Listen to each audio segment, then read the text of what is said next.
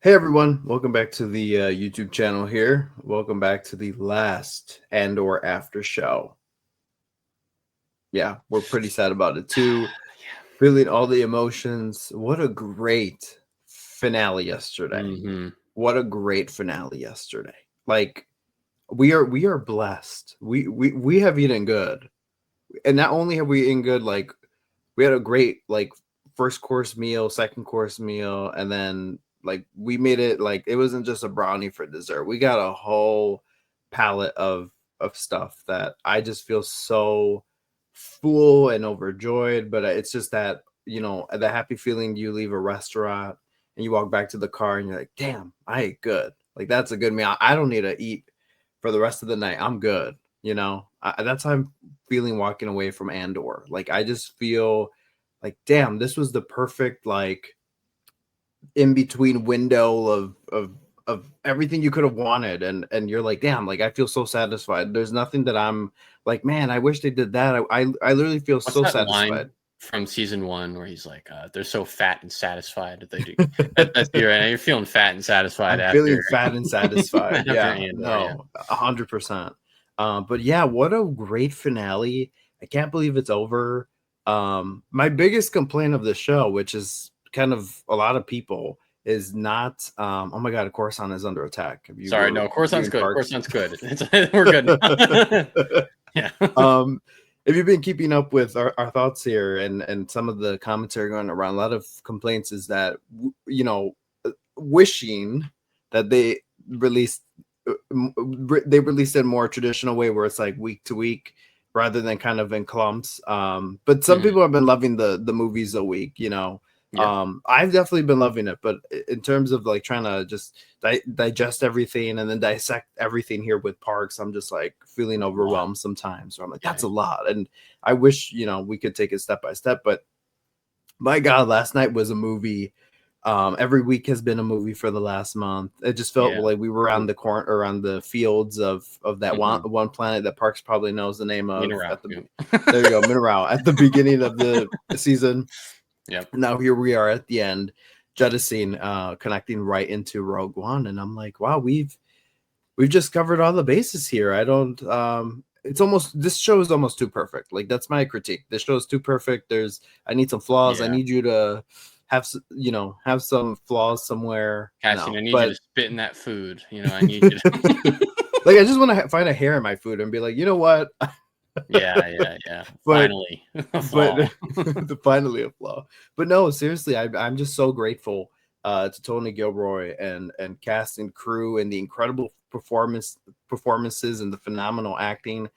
I'm over the moon. I'm of what we've Oh, got in here. It's yeah, we man. are truly blessed as Star Wars fans. So, um, again, for the last time here for the Andor After Show, I have my friend and co-host Parks. Welcome on to the Thank program. you. How So are you glad. feeling? Well, glad to be back. Bummed it's the last time for Andor. Yeah, no, this was like this finale was not what I was expecting. I knew there was kind of high praise going into it from people who had seen screeners and stuff. So that was definitely like well, what is it going to be? And I mean, some things happened that it was like, okay, we were on our way to seeing this, such as spoilers, Luthen dying. How is that going to happen? Not really sure. How it happened, not what I expected. And that kind of goes for just a lot of other stuff we saw in these three episodes. And it's certainly the biggest shock, I think, was that final episode where it's like, this is so much more quiet and meditative than I was expecting, and that just hits so differently. And just the way it all kind of comes together at the end just sort of cements this as like, yeah, just some of the best Star Wars ever, if not the best Star Wars ever. And in that cements Rogue One is maybe one of the most special Star Wars movies aside from the original like trilogy.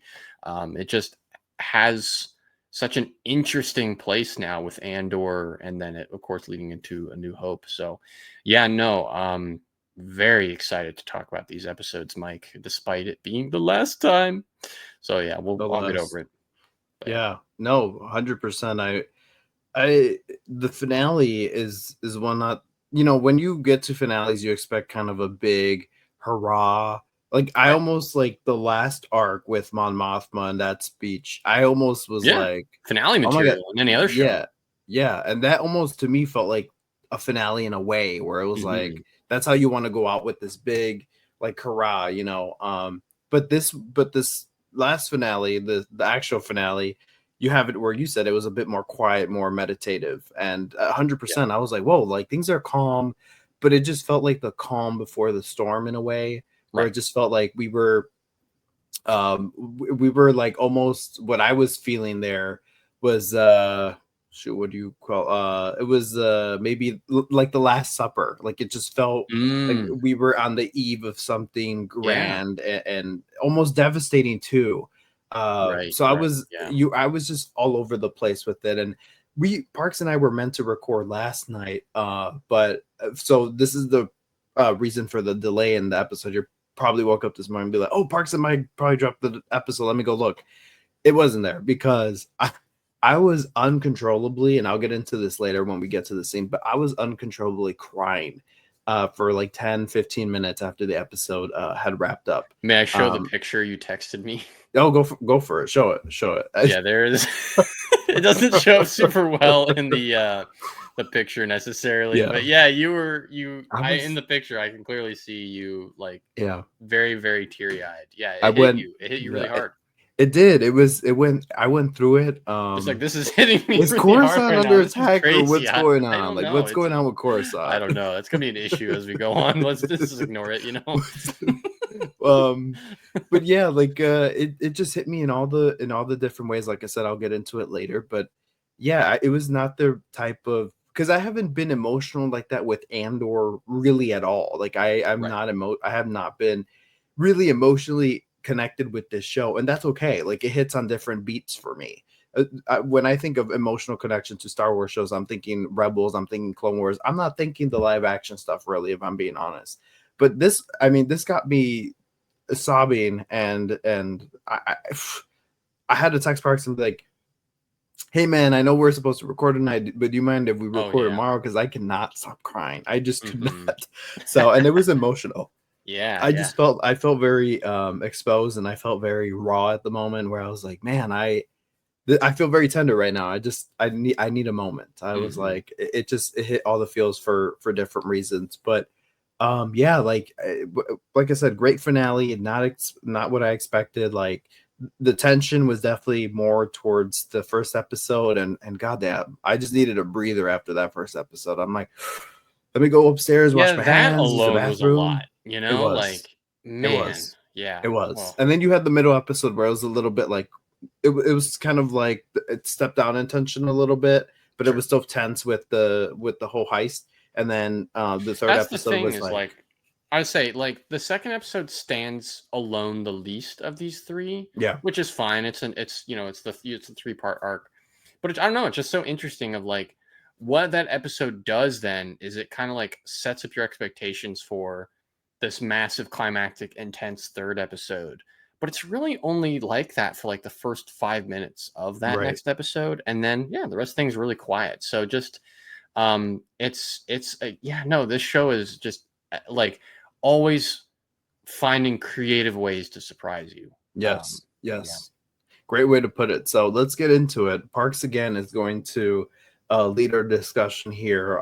He's going to talk about um, all the main points, and then we're going to share our opinion on it. yeah. So we're going to dissect here the last arc of Andor, the last three episodes. The Last Supper, Um, we'll call it the Last Supper, yes. BBY one. Yeah, Which we can talk about it later, but I'm a little confused with the BB1. Maybe we have different sure. opinions. Maybe we can share. Maybe we Yeah, can yeah. collaborate. But I'm a little confused. But Well, yeah, why don't we do that now? What's sure, what's confusing to you about BBY sure. one or one BBY? Okay, so this one's so the previous arc was BBY2, right? Or 2 BBY, Yeah, yeah, yeah, and yeah. this one's BBY1. So Yeah. this is saying it's a year before the Battle of Yavin. So I mean, it literally says 1 year before the Battle of Yavin, right, but but like it's kind of like take our calendar and flip it in reverse. You know, like say we're in year one right now, like per Star Wars rules. Say next year is you know, year one after the Battle of Yavin, ABY or whatever. And this year, 2025, is 1 BBY, but per our calendar, it's year one. Once that year starts, the whole entire year is 1 BBY, the whole entire year, whether it's January or December. Now, Got you. timeline wise, it says BBY1, but these characters, they're in December, because literally in a week, it's going to flip to Right. ABY1. So, It's so kind of yeah. like when you and I were breaking apart the Clone Wars timeline and being like, wait, how does this fit into 3 years? And we're trying to, Right, yeah, yeah. okay, fair, okay. So that's what I was confused about. I'm like, wait a minute, if this is like, I didn't miss anything, right? Like, this story does not take place the course over a year. Like, this is like back to back, where Yeah. it's like you're saying that December timeline. Okay. It's literally like, yeah, it's not meant to. It's the confusing thing about the Star Wars calendar where like everything is relative to the Battle of Yavin, but that's Yeah. only because, and there's like a great explanation of this in the Rise and Fall of Galactic Empire book that came out like last year. Oh yeah, yeah. Of like, there's a bit at the beginning where the book, it was written by Chris Kemshall, but was like written from the perspective of the one guy in Rise of Skywalker who's on the base, the guy who says like could Oh be Sith magic or clones, or like the guy yeah. who's in Lord of the Rings. I forget his name, but yeah, basically, there's a whole like set of paragraphs where he's basically like deliberating about what timeline system to use and mentions other timelines that exist in Star Wars. So he ultimately chooses BBY because for the book, because we know that as like the only like kind of use metric for like measuring year over year in Star Wars. Right. But in the book, he goes because after that, the Battle of Yavin is the turning point in the fall of the Empire. Was Mm, the justification, and because of that, and for relative to our discussion, that's how we're going to talk about everything and how we're going to date everything. Um, so yeah, so it's when you see those title cards in the episode, I always think of like, oh, like it just reinforces this idea that everything in Star Wars is um, retold. It's already happened. It happened a long time ago, and it's being retold to us. So, in the historian's POV of the future, they're going, "Oh yeah, this happened in BBY1 because we know the Battle of Yavin happens, and also the viewer knows that's happened because Star right. Wars came out, almost 50 years ago." So yeah, Yeah. Crazy. 50 years. Yeah. All right, thank you for having the discussion with me. I don't know if other people were confused, or I mean, some people probably made that connection, but it was a yeah, long day yesterday, and when I'm turning the episodes on, I'm not. That's not what comes to my mind immediately. right, Where I'm like, right. wait a minute, like let me try to figure this out. I'm like, I would just want to get to the episode after recap after recap. But anyway, so starting with the first episode, make it stop. Yes. Episode Where 10, make it stop. Yeah. So we start off with Lonnie ringing the quote unquote big bell at Luthen's place. Lonnie wants to meet with Luthen. He's got something really, really important. Meets with Luthen in like this nice little Coruscant park on this bench. Lonnie's like, yo, Luthen, Dedra is coming for you. I don't know when exactly, but it could be happening in a few hours. Like you're cooked. Um, and Luthen's basically like, "Yo, dude, why? Why is that? Why is this happening?"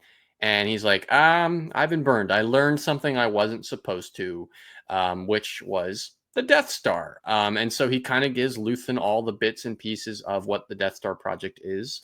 Luthen then repeats it to Clea, but before he does, we cut back to Lonnie, who, again, before this is like telling Luthen, like, "Hey, can you get me off of Coruscant, please? Like, I have a plan for my wife and kid, but like, you got to get me out of here." And Luthen's like, "Oh, I got you, man." Scene later, he's been shot dead by Luthen on the bench, and we cameo from a loth cat as well, which is fun.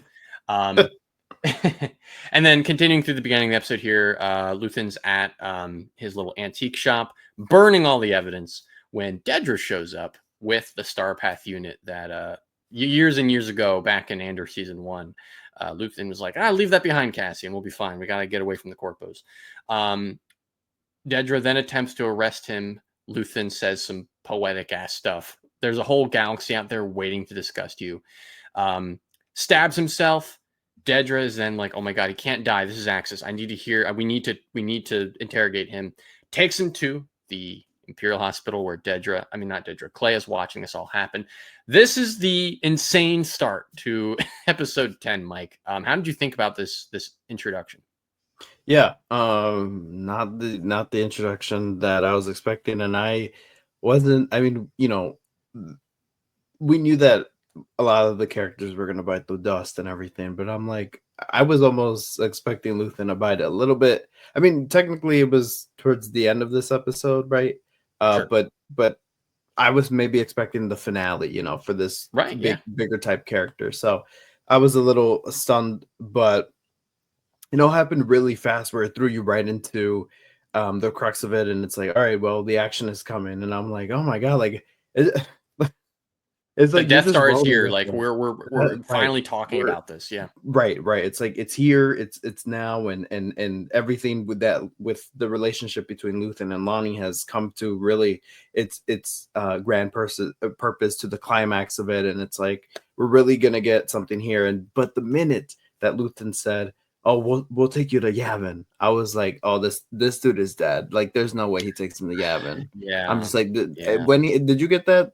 When he said, "Oh, we'll take you to Yavin, we'll take you and your family to Yavin," I'm like, "Oh, Lonnie's dead." I think some part of me, I didn't think Lonnie was dead, but I knew Luthen wasn't being truthful. That's how it came Hmm. off to me of like, Hmm. Luthen lies. We know this so heavily. We know Luthen lies to people to kind of get them to do what he wants. Right. But then I was also like, man, but he wouldn't, Luthen has done favors for people like Bix and Cassian in the past. We didn't really do that for Lonnie, but Lonnie, because of his position and the risk that runs, being at his level in the ISB, knowing everything he knows about Luthen's operations, it made logical sense. It's just one of those last final stings of like Luthen, when he makes these decisions for the rebellion, they are from the position, the POV of like the grand calculus of victory. What do we need to do for the rebellion to win? And from a moral, ethical, compassionate standpoint, Yeah. so much of what Luthen does is like reprehensible. And this is such a Yes, poignant absolutely. moment of that of like, dude, Yeah. cannot believe he killed Lonnie. I was No. I was No. ready for the ISB to do that and be like, "Yep, Yes. you're dead, bud." But Where I man, almost there it was, I guess, like internal conflict that I had, that I was like almost pitying Dedra of doing this. I was trying to yeah, fix it in my mind where I'm like, I think it was Dedra, because Dedra was already on Luthen. Did she find out Lonnie was going through her files? Did she kill him at mm, the park? Was she, one of the people walking by? But it pissed me off a little bit, because in the past we've had Lonnie and Luthen, if they wanted to have like a conversation, right, they yeah, would meet at the bottom levels of Coruscant, hmm in a shady area too. There was no people, and then here we have Luthen out in full display in his full wig and costume, and then we have Lonnie just out and about with a cloak. I was like, wait, I don't know how you took that, but I was a little and I wasn't like oh my god, they don't know what they're doing. sure. This feels like they've just completely lost the plot with this. But I was a little taken aback, if I'm going to be honest, where I'm like, wait a minute, I yeah, think the implication was it was an emergency. yeah, Lonnie never does true, this, but this true, precaution is in place if you need to meet, if these dudes need to meet, say, during their work hours. yeah, Otherwise, when Luthen clocks out from the antique store, he's putting on that crazy, awesome black cloak, and he's meeting with Lonnie at the bottom of that elevator. yeah, But we're in the middle of the day, and it truly was that important. So that's yeah, how I and took it. yeah, and like you had mentioned, like he's Luthen tells Lonnie, "You've rung the big bell." So like there, like you Yeah. said, it's this sense of urgency. So you're right, but like upon first watch, I was like, wait, like hold on, like all the scenes that we've had with them so far were in the bottom levels of Coruscant, and here they are while all these people are walking. I'm like, could you guys be any louder? So, Yeah, yeah. but yeah, no, these scenes were magnificent. And I mean, I was just edging my seat. I'm like, wow, we're really getting here. Like Death Star, Jeddah. Like I was just partisans. I'm like, oh, yep, we're like in Rogue Hmm. One language now. So yeah, really on the edge of my seat here. And that beautiful shot when he's dropping some type of liquid like mercury or something Yeah, yeah. on the board he has on the switchboard, uh, Hmm. the communication device. Oh my god, that was a magnificent shot of the liquid kind of just taking over like a Yeah, yeah, tsunami, just absolutely. destroying all their connections throughout the Everything. galaxy. I was like, Yeah, yeah. damn, it was a purge. It was a purge.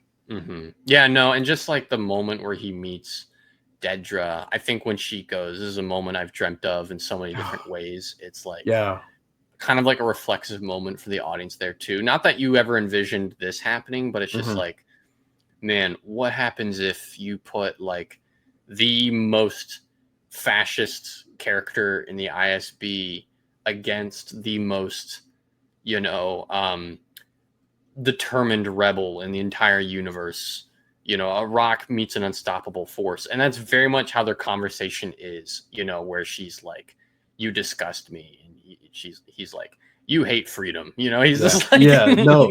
And it was great. Luthen didn't even I thought Luthen would try. And this was the first time we've heard um Luthen as his fake as his fake character, as his persona, yeah, right? yeah, Um have some type of worry in his voice. He didn't sound so confident when he was speaking. Usually it's this big grandeur hmm thing that he's saying when he's acting or whatever. But for the first time we've heard some type of worry in his voice, almost like he wasn't certain. He was like, yeah, oh, but you've come all this way, hopefully it's stunning or yeah. something.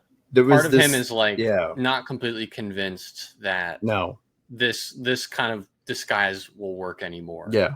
It- Like it might already so be over. Yeah. yeah, and god, when at the beginning of the episode when he told Clea, I think we've run out of luck or something like that, or I Oh, think I we've think we used up all the perfect.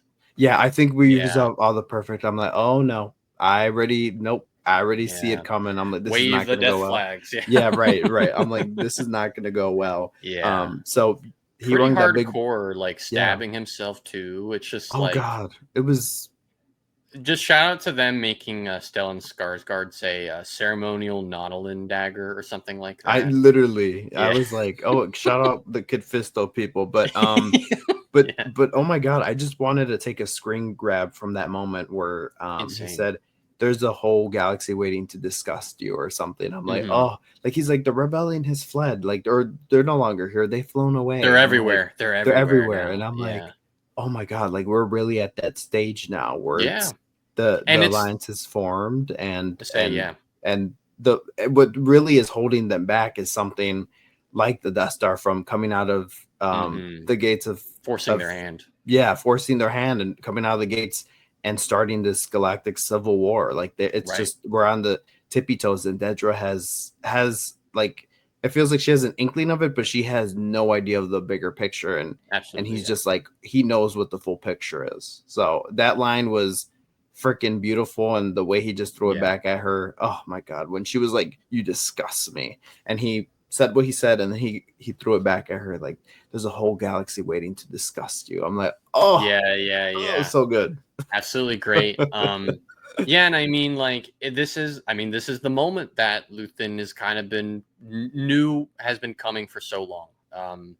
I burned my life for a sunrise I'll never see. Um, this is it's happening. His life's being burned. There's a sunrise somewhere out there in the galaxy. He just will not get to see it. This is that exact moment Yeah, where he knew it was coming, and so yeah, it's just fascinating. And the rest of this episode continues to be really fascinating because we got something I never thought we would get from Luthen. We got to see his past, Mike. mm-hmm. So the rest of the episode here is intercutting between basically Clea, and Clea becomes a huge focus for the rest of this episode. Clea is trying to kill Luthen, basically finish the job because Dedra has him on life support, needs him to be interrogated. As she's going through the hospital, though, we're cutting back to all these flashbacks of Luthen, where he goes by Sergeant Lear. Um, and yeah, we learn a lot of stuff. We see him meet up with Clea. We get some We get a kind of a reboot of the Obi-Wan Kenobi show a little bit. My friends and I were joking it was kind of like The Last of Us a little I, bit with Joel and Ellie, 100. Yes, you especially see, when I they're in like the haven't. woods area. Yeah. Yes, I. That is so funny to say that. I have. I don't. I have not seen any of that show. I have not played the games, but just from what I've seen from Oh yeah. the internet, Hmm. I that shot that they're in the woods. I literally wanted to like take a picture of it and post it and be like, "Oh, The Last of Us" or something. I would just make a meme out of it Yeah, because Last I of Us was looking literally, a little different than I remember. yeah, Yeah. it was so Yeah. funny. I'm like, "Is this the Last of Us?" But yeah, I had that Hmm. same thought. But yeah, Mike.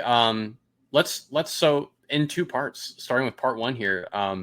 What did you think about all these flashbacks, all these revelations about Luthen and Cleia's past? It was, like you said, not something that I thought I'd see, and especially not something that I thought they were that they had in their deck of cards here at the end of the a Hmm. game. But if anything, it just I think Clea has killed it in this season. Like Oh my I loved god, her in season one, might be and the she had MVP. Yeah. yes, she had great scenes in season one. But this time around, she has just been the like an outstanding character every episode she's in. Like I still get chills thinking of that moment with her and Lonnie, in that kind of gala that they were at, and when they were showing Oh yeah. Krennic and What would you company have the done if I collection. wasn't here? Yeah, Whatever I had to do, right. like, Oh oh God, yeah. Clea has been the MVP here. So getting this type of backstory from her was great. Because it's like, oh my God, like it was just I could see some people being like, "Oh, that was unnecessary," but I'm like, no, it was completely necessary because it was showing us that Clea was going to kill the only person in the galaxy that mattered to her, really, or Hmm. she cared about, and it's like it just made those moments when she pulled the plug that it was like it just we already would have had some type of connection, being like, oh yeah, they're like close and whatever. But just this flashback and the added context, oh my god, like I, I was in shambles. I was in shambles Yeah, yeah. then there too. So, um, I've been watching a lot of war movies lately, and some of these things were so reminiscent of it. Even though you saw no Hmm. like soldiers fighting or anything, but you heard what was going in the background, and I'm like, oh my Yep, god, you could yep. feel the anxiety that Luthen was feeling in that ship that he was kind Literally, of yeah. hiding in. So Borderline having a panic attack when he's yeah, like, "Make it stop." I wrote it down because it fascinated me. It's one of those ambiguous details they throw into the show to be like, "We're not going to explain it. Just think about it." yeah, Um, he goes, "Roshne Lutz, make it stop," which I'm assuming is "make it stop" in whatever his actual. Maybe Luthen is from a planet that speaks this other language. Um, I don't know. It's just yeah, no. Clearly his crash out moment with the Empire. yeah. And it was funny because for a moment I thought we were back in the Clone Wars or something. I was trying to think back. I'm like, wait, where are Hmm. we in the timeline? Because I heard a gunship in the background, and some of the Sure. blast of fire sounded like some of the weapons we hear in the Clone Wars era. So I Yeah. was like, is he a Clone Wars veteran? But then you see some of the uniforms and it looks Imperial. So I'm like, oh, okay, this is his um imperial moment, and so Yeah. the kind of the moment that he's like done with this shit. So yeah, it just the added context was great. I thought it was spliced perfectly too with the editing, where it was like it wouldn't show us too much. It'd go back in glimpses and then go back to Hmm. Clea and how she was proceeding. And yeah, it was really great, and it was emotional. And Yeah. I love the are we talking about all the flashbacks here, or just Yeah. All the flashbacks. Yeah. Just run through them all. Yeah. but that was Naboo, right? Like that was Naboo, I would think you say? so. Yeah. No. I Especially there was a wider shot with like you saw the buildings on the left from the other right. side of the bridge and had the green domes. I'm like, Yeah. if this isn't Naboo, like, what's the Right. point? Right. Like it Right. just. The Yeah. I feel like Tony Gilroy and really amped it up this time with making it really like Hmm. start like adding more of that, like just the top layer, the sprinkles of Star Wars. Yeah. And he did. I mean, even with the Loth Cat, I don't know whose idea that was, but it was funny. I'm like, oh my god, is this a Tony Gilroy production? Comparing this from the Yeah. last season. And last season, I love the last season. Like, Oh it's yeah. really gonna become at the end of the day, which season do I think is better? Like, I don't Hmm. know, but they're both freaking fantastic. They're Yeah. great. Absolutely. But so you don't need all that Star Wars fluff in there. But so it just felt, it was cool seeing all these like Star Wars imagery, like what we think is Naboo. But Hmm. yeah, I love that he was kind of training her a little bit, and just that conflict that, even I don't know, even in their adulthood, they kind of struggle sometimes on, like when he was saying, "Oh, we're being flooded. We're like flooded Right, right now. right, We don't. right. We're all tangled in these strings. We don't know where these Yeah, yeah. communication lines are." You had some echoes back to the past where Luthen was like, you know what, you go watch that. I'm gonna walk away, type of Yeah. deal. But yeah, Hmm. really cool scenes here. And I didn't know we were gonna get a Clea and Luthen backstory here, but Definitely we did, not. Yeah, and yeah. I'm appreciative that we did. I'm appreciative that we did. So 100%. I mean, yeah, no, this was all like so fascinating. Um, a very typical kind of origin, I guess, for Luthen, which is what makes it, I guess, even more interesting.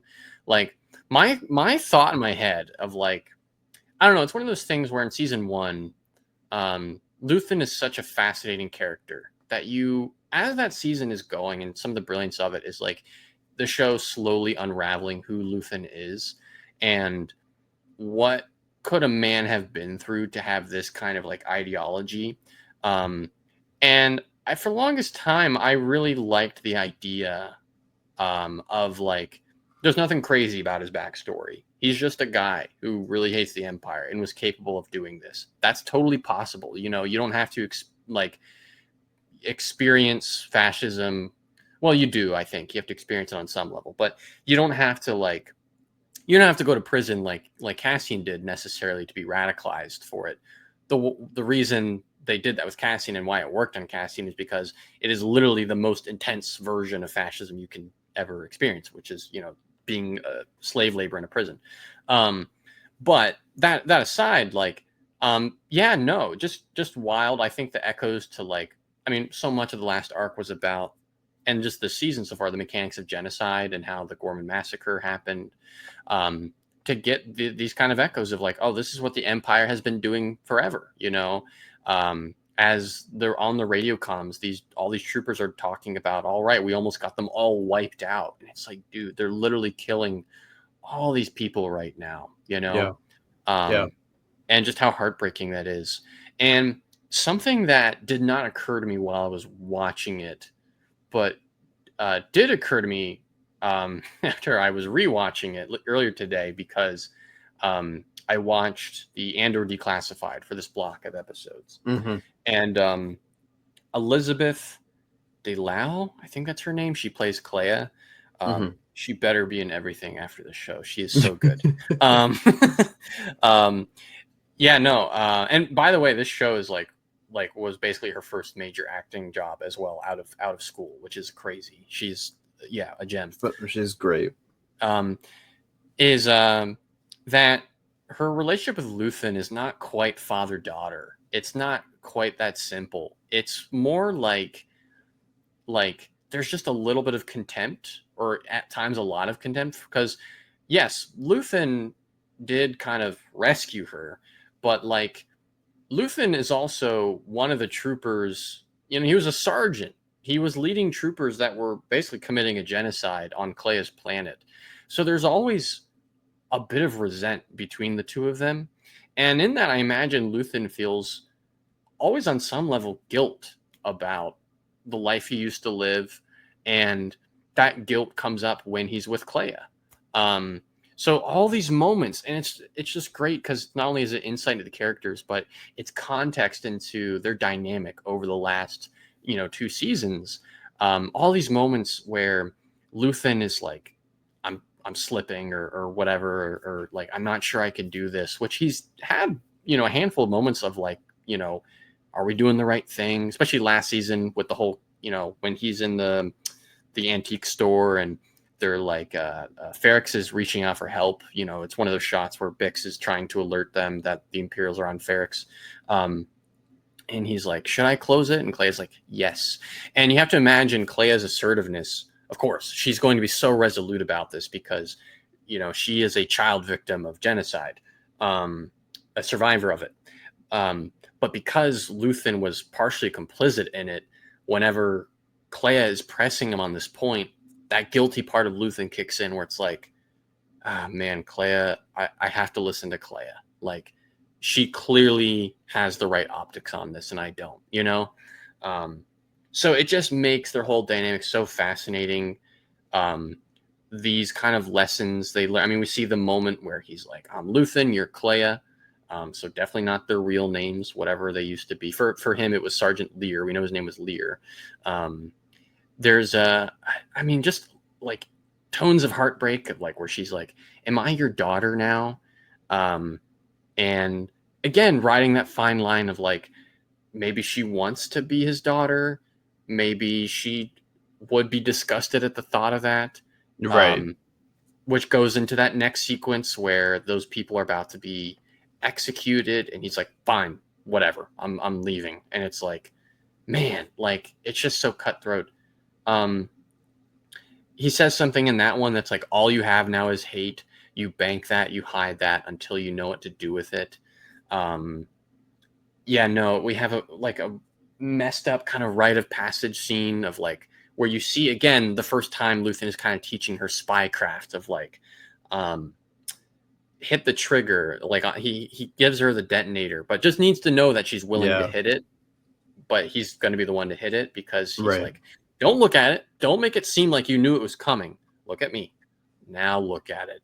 And it, yeah, it's just really brilliant stuff. It was. It was. I love that moment with the trigger because it's almost like he wants her committed to this because he even Mhm. said, "But I don't want, I don't want to make that choice for you." But then when he said, "No, I'll do it," because I feel like there's also he doesn't want her to cross that line either a little bit. So I don't. Yes. It's a very Yeah, interesting you're right. dynamic. Yeah, like the blood is actually on my hands. Don't Yes, worry it's about it. on I his just need to hands. know that you were willing to do it. Yeah. Right. And I love that moment. I was like, he wants her in, but he doesn't want to make the choice for her. But then he also doesn't want Yeah. to get her hands, Right. caught with blood. So I thought it was a really excellent scene. And Yeah. I mean, the imagery was great with Naboo. And then, I mean, that moment too is like, look away. No, look at me. Look at me. Now Now look. look. Yeah. Yeah. Oh, and it was, oh, perfect. It just Yeah. chef's kiss. Right. Absolutely. And of course, this is all intercut with Clea on a mission through the hospital to cut off Luthen's life support. Um, there's a lot of antics in here that I really enjoyed. There's a video game that I'm a big fan of out there, Mike, called Hitman, where it is very much you sneak into. Mm. You're a hitman, you know. You're a hired contract assassin. You're sneaking into hotels, hospitals. There's one level in the game where you're like sneaking through like the Daytona Speedway, and you have to kill important people. But to do that, you literally have to you use tools in the environment and you put on disguises. And that's exactly what Clea did here. So that really scratched the itch in my brain.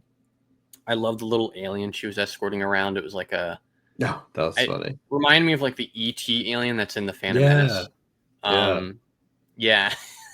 I literally was like, wait, they could have totally done that. I would have been like, oh shit, that's cool. Yeah. And I love that the alien like doesn't really speak any kind of language. It just kind of goes, huh? Huh? Like it's like a Lego character, you know? Yeah. um, yeah, and God, just some great acting moments. Like she sets off these detonators on these all these ships, and she's looking like a terrified nurse walking through the hospital. But after they all pass, she's like, "Look of determination," and shoots some guys, gets to Luthen. And yeah, it's like you said, it's the moment that this very complicated figure in her life, maybe the person she loves more than anyone else in the universe, kills him. Um, and then we get the slow fade to black. So, Mike, what were your thoughts on like the rest of the episode here? God. So okay, so I thought the flashbacks were supposed to set up um he rescued me, now I'm gonna rescue him. Oh, sure, yeah. And that's where I thought they were going. So it was heartbreaking when I realized, oh no, she's gonna pull the plug on him. And I Mhm, was like, oh. mhm. And I mean, she did it because she was like, this is what Luthen would want me to do. And if he was kept alive, he would go through torture. So this was the best way out. And he tried to, Yes. so she just finished the job. So, Yeah. and, and seeing Clea, um, in the fallout of this episode in such disarray, I'm Oh like, man, wow, this wow. poor It woman. just, Yeah. this show feels very human. where it Yeah, doesn't glow any or code over anything that happens. Like, oh yeah, I'm still the same character. There's no like static characters, and I love that they all progress in some type of way or degress in many ways. yeah, But yeah, this was the sneaking around was great. I got PTSD from Star Wars Outlaws. I remember the sure. Spider-Man game, Hmm. the PS4 Spider-Man game. There was like a mission with Mary Jane that caught flag that you had to like sneak around, and it's like, oh, that Mary Jane like People mission that always you be had to hating on those sneak Mary around. Jane missions in I Spider-Man. I know. remember that. I remember Those that. Mary Jane missions. Yeah. But it's funny because all of that is Star Wars Outlaws, where you got to sneak around and still Oh fighting yes. stormtroopers. You got to be kind of strategic about it. And I was like, oh my god, am I back in this game? I'm like, I Hmm. gotta finish that game, by the way. But all the sneaking around was great, and I love the distraction. I love that parallel of her not hitting the trigger when she was a Right. kid, but now Right. being able to hit that trigger and Mhm. being like, now the Yeah. blood is on my hands. I guess And that's the earliest hint to maybe visual hint that she's not here to save Luthen. She's here to kill Luthen. Like she's yes, ready to kill. yeah, Yeah. Yeah. yeah, no, absolutely. So yeah, it was heartbreaking when the moment did come, but it was like, oh my god, I thought, honestly, I thought it was the end for Luthen, but the fact that they had to Clea had to go in and pull him off life support, deep stuff, deep stuff. So Yeah. Absolutely. emotional, and that flashback sequence added so much more context and Yes. depth, and I hope people Yeah. see that because yeah, it just added so much context to it. Yeah. And I love how practical this show is, where it just wasn't like, oh, let me just unplug this thing. It was like she had to like kind of twist something or unlock something, One latch at twist a something. time. Yeah, it Yeah. was. Like you I have love plenty how, of time to like reverse your decision if you are on yes, the fence. right. Yeah. So I just love how practical this show is, and seeing her tear up and everything Oh was yeah. emotional, and I'm like, it felt like us too, like we were saying goodbye to Luthen, who you're conflicted about, because it's like, oh my god, this guy is fighting the right fight, but he's not fighting it the right way with all the Yeah. shit he thinks he does. You can't Sometimes, have anything but a strong opinion about him, basically. yes, Yeah. yes. Hmm. So it was conflicting, but it was like, nah, he was on the right side. He did some crappy things, but it just felt like we lost a real one, and I just couldn't help but think of all the memories with him, and it's weird for us because sometimes we're used to going from show to show or season to season, but here we've been waiting 2 years, and you don't know how many times we've talked about with other Star Wars fans about that monologue scene that he had in season, at the end of season one, Yes. to Yeah. and see the anticipation um follow the character for this season, and the fallout from that. So Yeah. Yep. God, great stuff, and it ended Oh man. on the shot of him on the bed, and I was like, Very I slow think it, fade to black. yeah, it was You a you very feel slow the very fade. sense of like, oh, the old rebellion is over. Like, yeah, whatever Yeah. comes next is a different thing. Oh Yeah. my god, I'm getting chills thinking about it. But yeah, that all of Yeah. it was Beautiful. superb. It was great. It was beautiful. Sneaking around was great, and the explosion was great too. So Yeah. that was pretty epic. But Clea Yeah. is the MVP. One quick thought here too. Like, Yes, this might be the first episode in the show that we don't see Cassian Andor. The first and only episode in the show, we just don't see him. Yeah. you're right. Yeah, it's I'm wild. I think it's funny because I at the beginning of this episode I'm like, when are we going to cut back to Yavin and see how much the Rebel base has progressed? And we did it, and I You just forgot get about Yavin. invested because You get this is invested, literally like it couldn't be more insane than what's going on here in Coruscant. right? Yeah, no, and as we'll kind of go through, like the chain of events that Lonnie sets off as well. Well, in a way, it's the chain of events Dedra sets off because Lonnie Yes, gets all of this from spying. He has Dedra's code cert, which I interpreted as like, okay, he has he has like her login info, like her password and whatnot. Um, and Dedra, because she's so nosy and so ambitious, has been reading up all this info about the Death Star. Lonnie gets word of that, tells it to Luthen, kills Lonnie. It gets Luthen killed. I mean, we're jumping ahead, but yeah, the chain of events that Dedra is responsible for the Empire being defeated. You know, like that's where we're at. The dominoes go all the way out. You know, It's so like yeah. there's a quote that I think Tony Gilroy said about fascism, about Mhm. that fascism not will only destroy kind of like the outsiders or like the victims in it, but then also destroy the people inside of it. And Yeah, yeah. it's almost the virus eats you within, and that's what Mhm. happens to Cyril, and that's what happens to Dedra ultimately. Yeah. And that's a great lead into episode 11 here, which is called Who Else Knows? Of course, one detail we didn't mention last episode was Dedra got arrested, and by none other than Hirt, Supervisor Hirt, who was like her assistant from season one, Oh who, you know, right. been a supervisor throughout the season. And there's been some like tension brewing between them for the last couple arcs. And it really comes to a head here. Um, with this episode, really, you know, the ISB is kind of cleaning up in the wake of Luthen, you know, being taken off life support at the hospital. They're arresting doctors. They're scrubbing through security footage. Here is leading the whole entire thing. In this, we get a uh, absolutely incredible interrogation scene between Dedra and Krennic. Um, does one of these, and you know, it's like, oh my god. Um, yeah, no, is the And urgency of the situation not palpable? You know, oh my I've god. never been scared of a hand or a finger more in my life. I was just Krennic was just very handsy Yes. and very and just very direct and very close that I'm like I felt like he was gonna backhand slap her at one Yeah. point. I was so Yeah. Yeah. scared. Yeah. No, this is maybe the angriest we've ever seen Krennic, and you know, he has a moment in, you know, with Tarkin in Rogue One where he is, you know, freaking out to an extent already. But this is like the most unhinged Krennic. And kind of the conflict we see with Krennic for the rest of the episode here is one where um the Death Star kind of situation is leaking.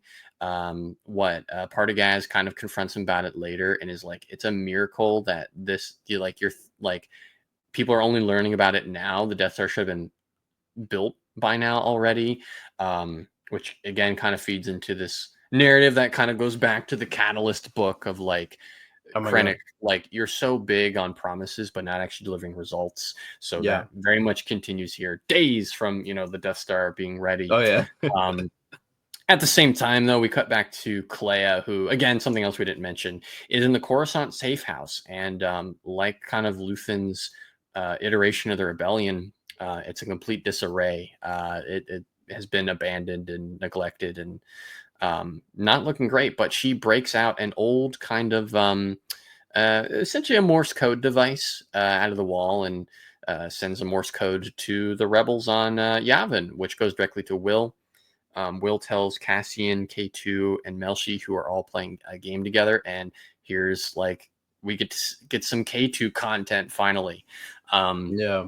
and then shortly after this, they head off to without really telling anybody, head off to go see what's up with Luthen since it's an emergency. So, Mike, this is the beginning of Who Else Knows. What did you think of all these scenes? Yeah, the moments with Dedra and Krennic were really my favorite. Mm-hmm.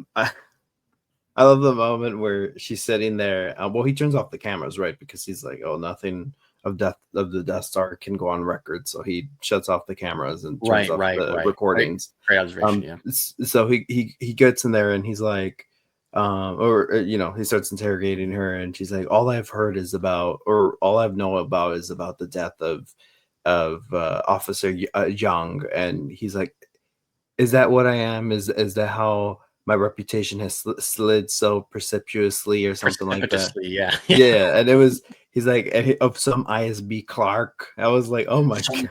ISB clock, like the Australian accent really came through there, and Yeah, I I was was like, "Oh, like, that's oh, I was good." a little scared. I'm like, I think I because I have subtitles on, right? So I read Clerk, and he's like Clark. I was like, Clark, I got yeah, scared. I'm like, I know Superman's coming out, but I didn't know it was gonna yeah, be this soon. Um, sure, but yeah, really, really intense scenes there. And you're right, Dedra in the last episode was arrested, which was a pretty intense sequence of events where I'm like, I did not see that coming at all. Like Mhm, mhm. they're just pulling all the full stops here.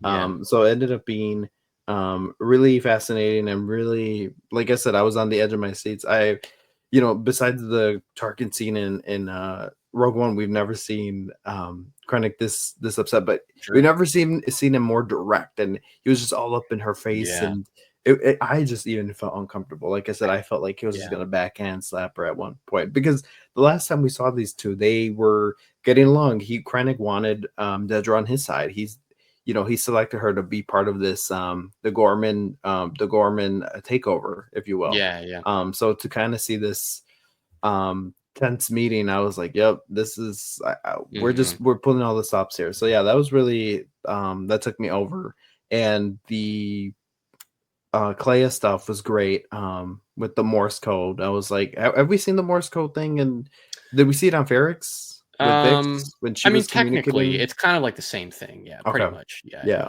but the more stuff was great. Yeah, I don't like I was like, I think we've seen that before. I'm like, did I miss something? And but I don't know. But I really liked it, and I love that the ISB agents were still in the shop. And I love there's a moment I think in the previous episode where they had a scanner and they were scanning everything, um, all the artifacts and Oh, in everything, Luthen's and shop. Yeah. and then there's a slab of the Mortis Yep. gods of Mhm. one of the relics, and they were like scanning. I'm like, oh my god, this is so cool. But anyways, yeah, loved all that stuff. Really, the shock here is Dedra's in Imperial custody in some Imperial basement, as Krennic calls it, and you're just like, where have we gone wrong? Like, it just feels like the Yeah, the yeah, tables yeah. have flipped over, and it's like, oh my god, Dedra Mhm. was just at the forefront of everything, and now she's in prison. Cyro's Sure. dead. I'm like, wow, we really are almost done with the show. So yeah, Yeah. Yep. Yep. Yeah. No, and I mean, I love what a great introduction. Some actual laughter in this very serious show. Be where we get the scene of K2, Melshi, and Cassian playing some kind of board game. And yeah, Cassian, oh man, he's or no, K2 says something really good. That's like the odds of you having tens are statistically incalculable or something like that, or like too high to calculate. Where he like. And then Cassian goes, "Careful, he's going all droid on you, like, or he's yeah, trying to droid you," is what he's saying. So, um, I love just how they're able to use scenes like this to kind of be like, oh yeah, here's how their dynamic has like grown over time, all right, um, and just a rare moment of downtime, yeah. with K2. We never really gotten that before now, and yeah, no, this is just the beginning of like some really awesome, awesome And moments for K2 throughout the rest yeah, of the. and it's moments like these that I appreciate because it's something that you don't really see in the live action shows. This is more something that you would see on like a Rebels, like in a cold opening or something like that, True, where Rebels where would you're have sitting, stuff like this, yeah. you're sitting down with Zeb and Chopper and Ezra and Hmm. doing something like this. So that's the kind of the effect that I got here. But even if you go back to the ISB or the Krennic interviewing Dedra, I forgot that you get some info about the way Dedra was able to trace it back to Luthen, where I think she said that they Oh arrested a yes. partisan. Yeah, Um, yeah, yeah. Dedra so- learned about Luthen from a Jedha partisan who had been recruited by Luthen and went aboard a ship. Yeah.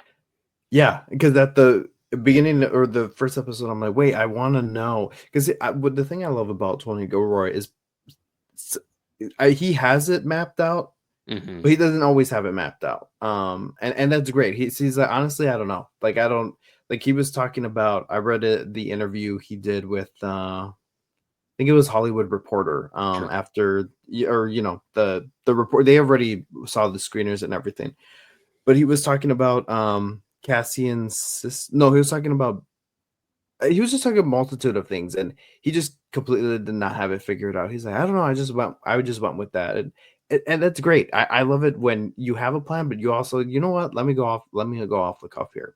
And one of the things there was that his son came into the room in his house while Tony Gilroy was writing or Oh, something, the and was like, rebellions are "What?" built on hope line. Yeah, he's like, Yeah. oh, so what are you gonna do with the rebellions are built on Hope Line? And Tony Gilroy's like, what are you talking about? And he's like, that line in Rogue One that Cassian says and then Jin Yeah, yeah. says, and he's like, oh shit, I forgot about that. Oh shit, you're right. So he's like, my son saved my ass.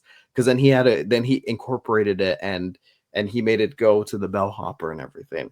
But so I wasn't expecting to get an explanation as to how Dedra found Luthen, but then she's having this whole moment with Krennic about, Right, oh, right. I'm a scavenger, and this partisan said that he was helped by a guy with a Fondor Hallcraft full of antiquities, So and what she you're was like, saying is like Tony doesn't always have the details, but when he yes, does, he when he has does, the he details, you has know? the Yeah, details, yeah, right? yeah. So I'm like, All the damn, like details, yeah. it just kind of felt like it pulled together here with the Death Star, with and hearing Krennic say Luthen Rail was unreal. I'm like, Mhm, mhm. God, like how listen, Rogue One was one of my favorite experiences ever as a Star Wars fan, and I loved Krennic. And I always was like, I was dying to see him in Rebels, and when they didn't use him, I was disappointed. To see Ben Mendelsohn come back as Krennic is still something that I am not getting over. I'm still over the moon about it. It still hasn't really hit me that I'm like, there's Yeah. more Krennic content that we have, like insane. Mhm. So, Yeah. anyways, just wanted to mention that because I thought it was masterful of Tony Gilroy of not giving us that information immediately in the last episode. Dedra being Right. like, "Oh, I found you," because it was just kind of brought up here in a natural way where it didn't sound like we were like where you have to explain to the audience, because I was fine Mhm. not knowing, but then when we got a I get what you're little saying. Yeah, yeah. so Yeah, yeah. just but I appreciated that. So Yeah, really good absolutely. start. Yeah, no, I think where we go next then, I mean, for the rest of the episode, um it's a race to get to Clea. Although, Cassian, Melshi, and K2 don't really realize that. Man, there's some triumvirates in Star Wars that do roll off the tongue, like Anakin, Obi-Wan, and Ahsoka. This is one that doesn't. I'm sorry, Cassian, K2, and Melshi. It doesn't quite just doesn't quite roll off the tongue for me. But anyway, yeah, no, I wrote here the same guy from Rogue One is pissed at them for not getting clearance to leave the base. Um, and apparently, this guy on the radio, I don't know if you knew this, Mike, is Tony Gilroy. And he was also in Rogue One. He's the guy that's like, Yes, Rogue One, there is no run, Rogue One. That was Rogue Tony One, yeah. Gilroy. Yep. So, Yes, you're right, 100%. so I that's really thought that cool. voice sounded familiar. I'm like, oh, it's the guy from Rogue One, the same announcer. And you're Yeah, right, yeah. it's Tony Gilroy. I forgot. Yeah, you're right. Yeah, great connection. And a theme we're gonna see here through the rest of this episode and the next episode is like the way the rebellion itself actually functions is very different from how Luthen did things.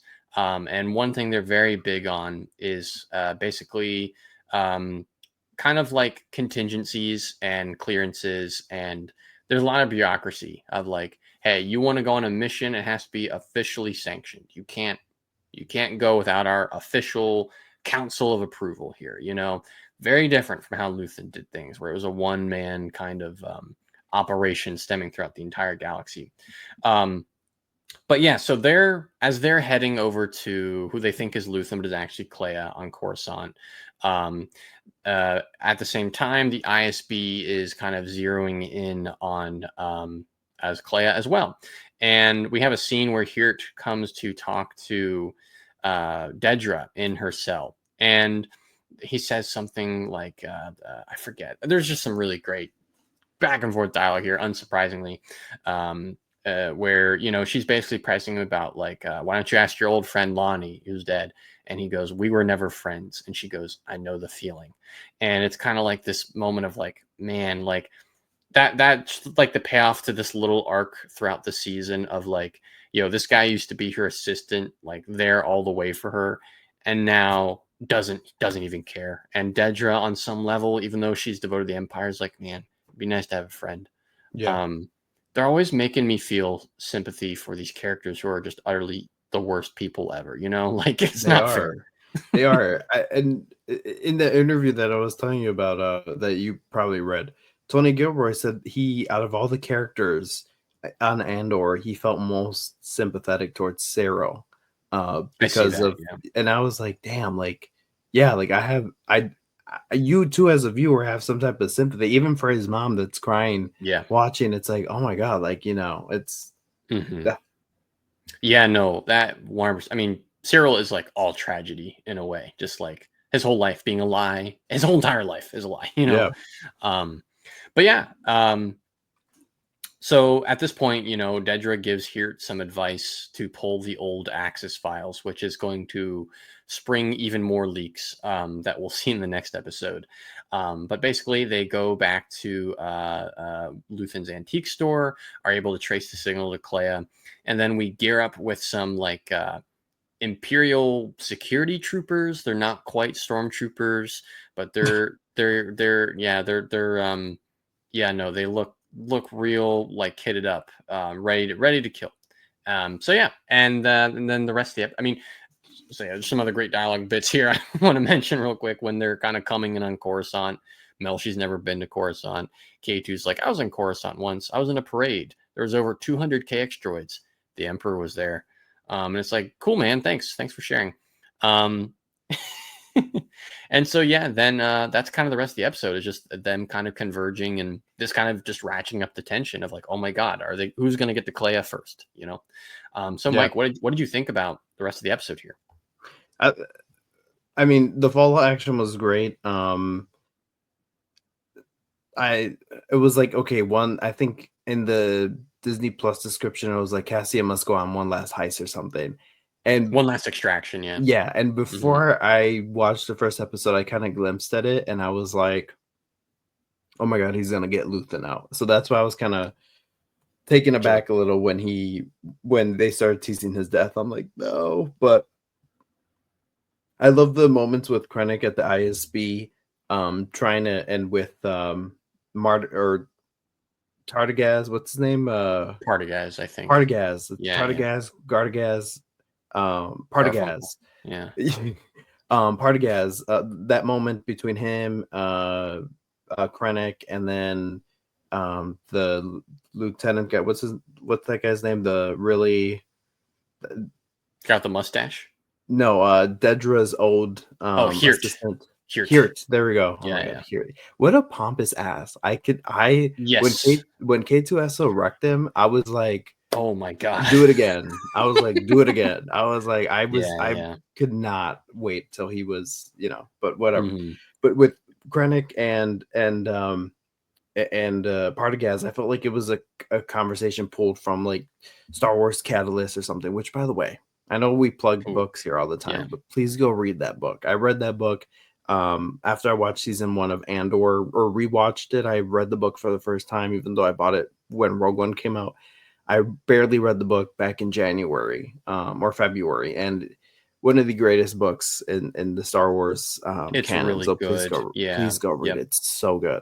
But the moments here where Krennic and Partagaz was like, we couldn't hide this forever, and Krennic is like, like we're days away from this happening. Yes. And he's like, save it for the Emperor. He's like, save it for the Emperor. But the moment with Krennic and Hirtz, where they're trying to come up with a propaganda story of so they could an infectious disease. Yeah.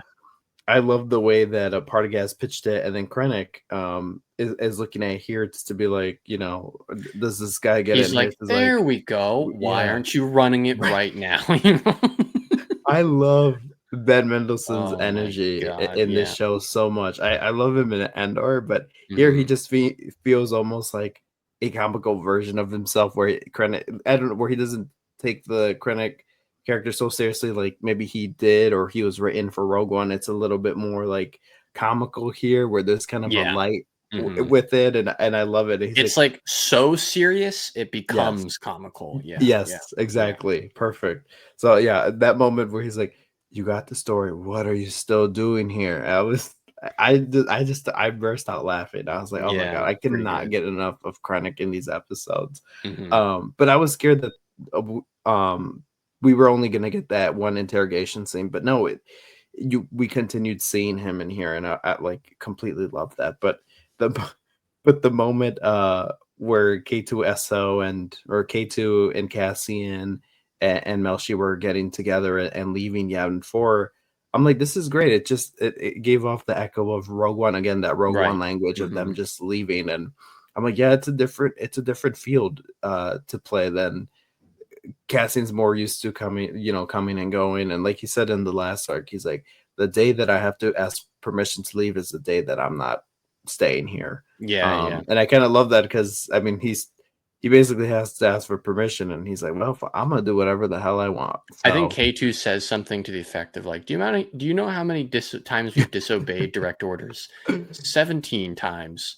Cassian's like, just come on, go do the thing, like, hit he's the like, hyperspace. And turn he off the goes, microphone. 18. 18. That was it Yeah. was great. It was great. Yeah. You know, we were pitched a very different show back when the show was announced, and even in Celebration when we got like test footage of K2 in the U-Wing.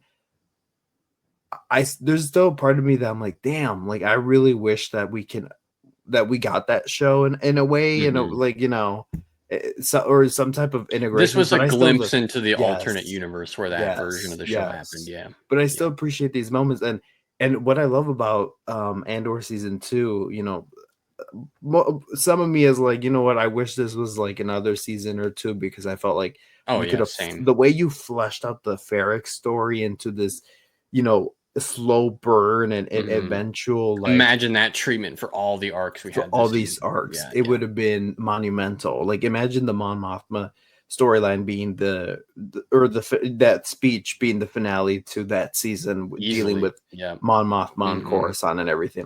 Oh my god, that would have been. I Okay. mean, it's Yeah. amazing now. I still, but I'm just saying that build up. But anyways, you can always. I mean, what's to say being like, you know what, Tony Gilroy is gonna do a Cassian and K2 special on Disney Plus. I, I'm not saying there's like a high chance of it, but I'm just saying anything's You're saying possible, that right? would be like if we're living in a world where this is not the last time we see Diego Luna and Alan Tudyk Yes, together as Cassian and yes. K2, I don't that think it's feels the like the last. most realistic Yeah, compromise that they could make of like just give us like a special bonus type of episode or yeah. something. Just Yeah, a one-off little thing, a yeah. Yeah. little special or 30-minute special of them too. We can always get that anytime, but I wish we did see more of K2. But Or like if Diego Luna is truly done, who you can you K2 is a CG character. You can just have a solo adventure of him, and absolutely, I would be happy with that. Even of just like we need K2 to go do this. But oh, I absolutely, think like something as I'm kind of reading about the origins of Andor lately for my video I'm working on, something Tony Gilroy mentioned about like the problem with the original version of the show was you can't take K2SO anywhere. He's always on the ship in Rogue One, and yeah. because of that, yeah, no, you cannot take him anywhere. Um, even just in terms of his behavior, he doesn't know how to act. He can't really stealth or sneak around. He's just a very big, loud target, basically. With And yeah, that's what Jin says, and when they arrive on Jeddah, she's like, "Are we gonna take target practice over here with us?" yeah, half the people are Um, going to want to shoot you here. Yeah, yeah, yeah. yeah. So So they really he's leaned into valid. that here with him being on the ship and having to be in a situation where okay, I got to get off the ship. And boy, was that awesome! Yeah, I mean, I was like, okay, here we get the typical K2 staying in the ship. Which by the way, I loved all the.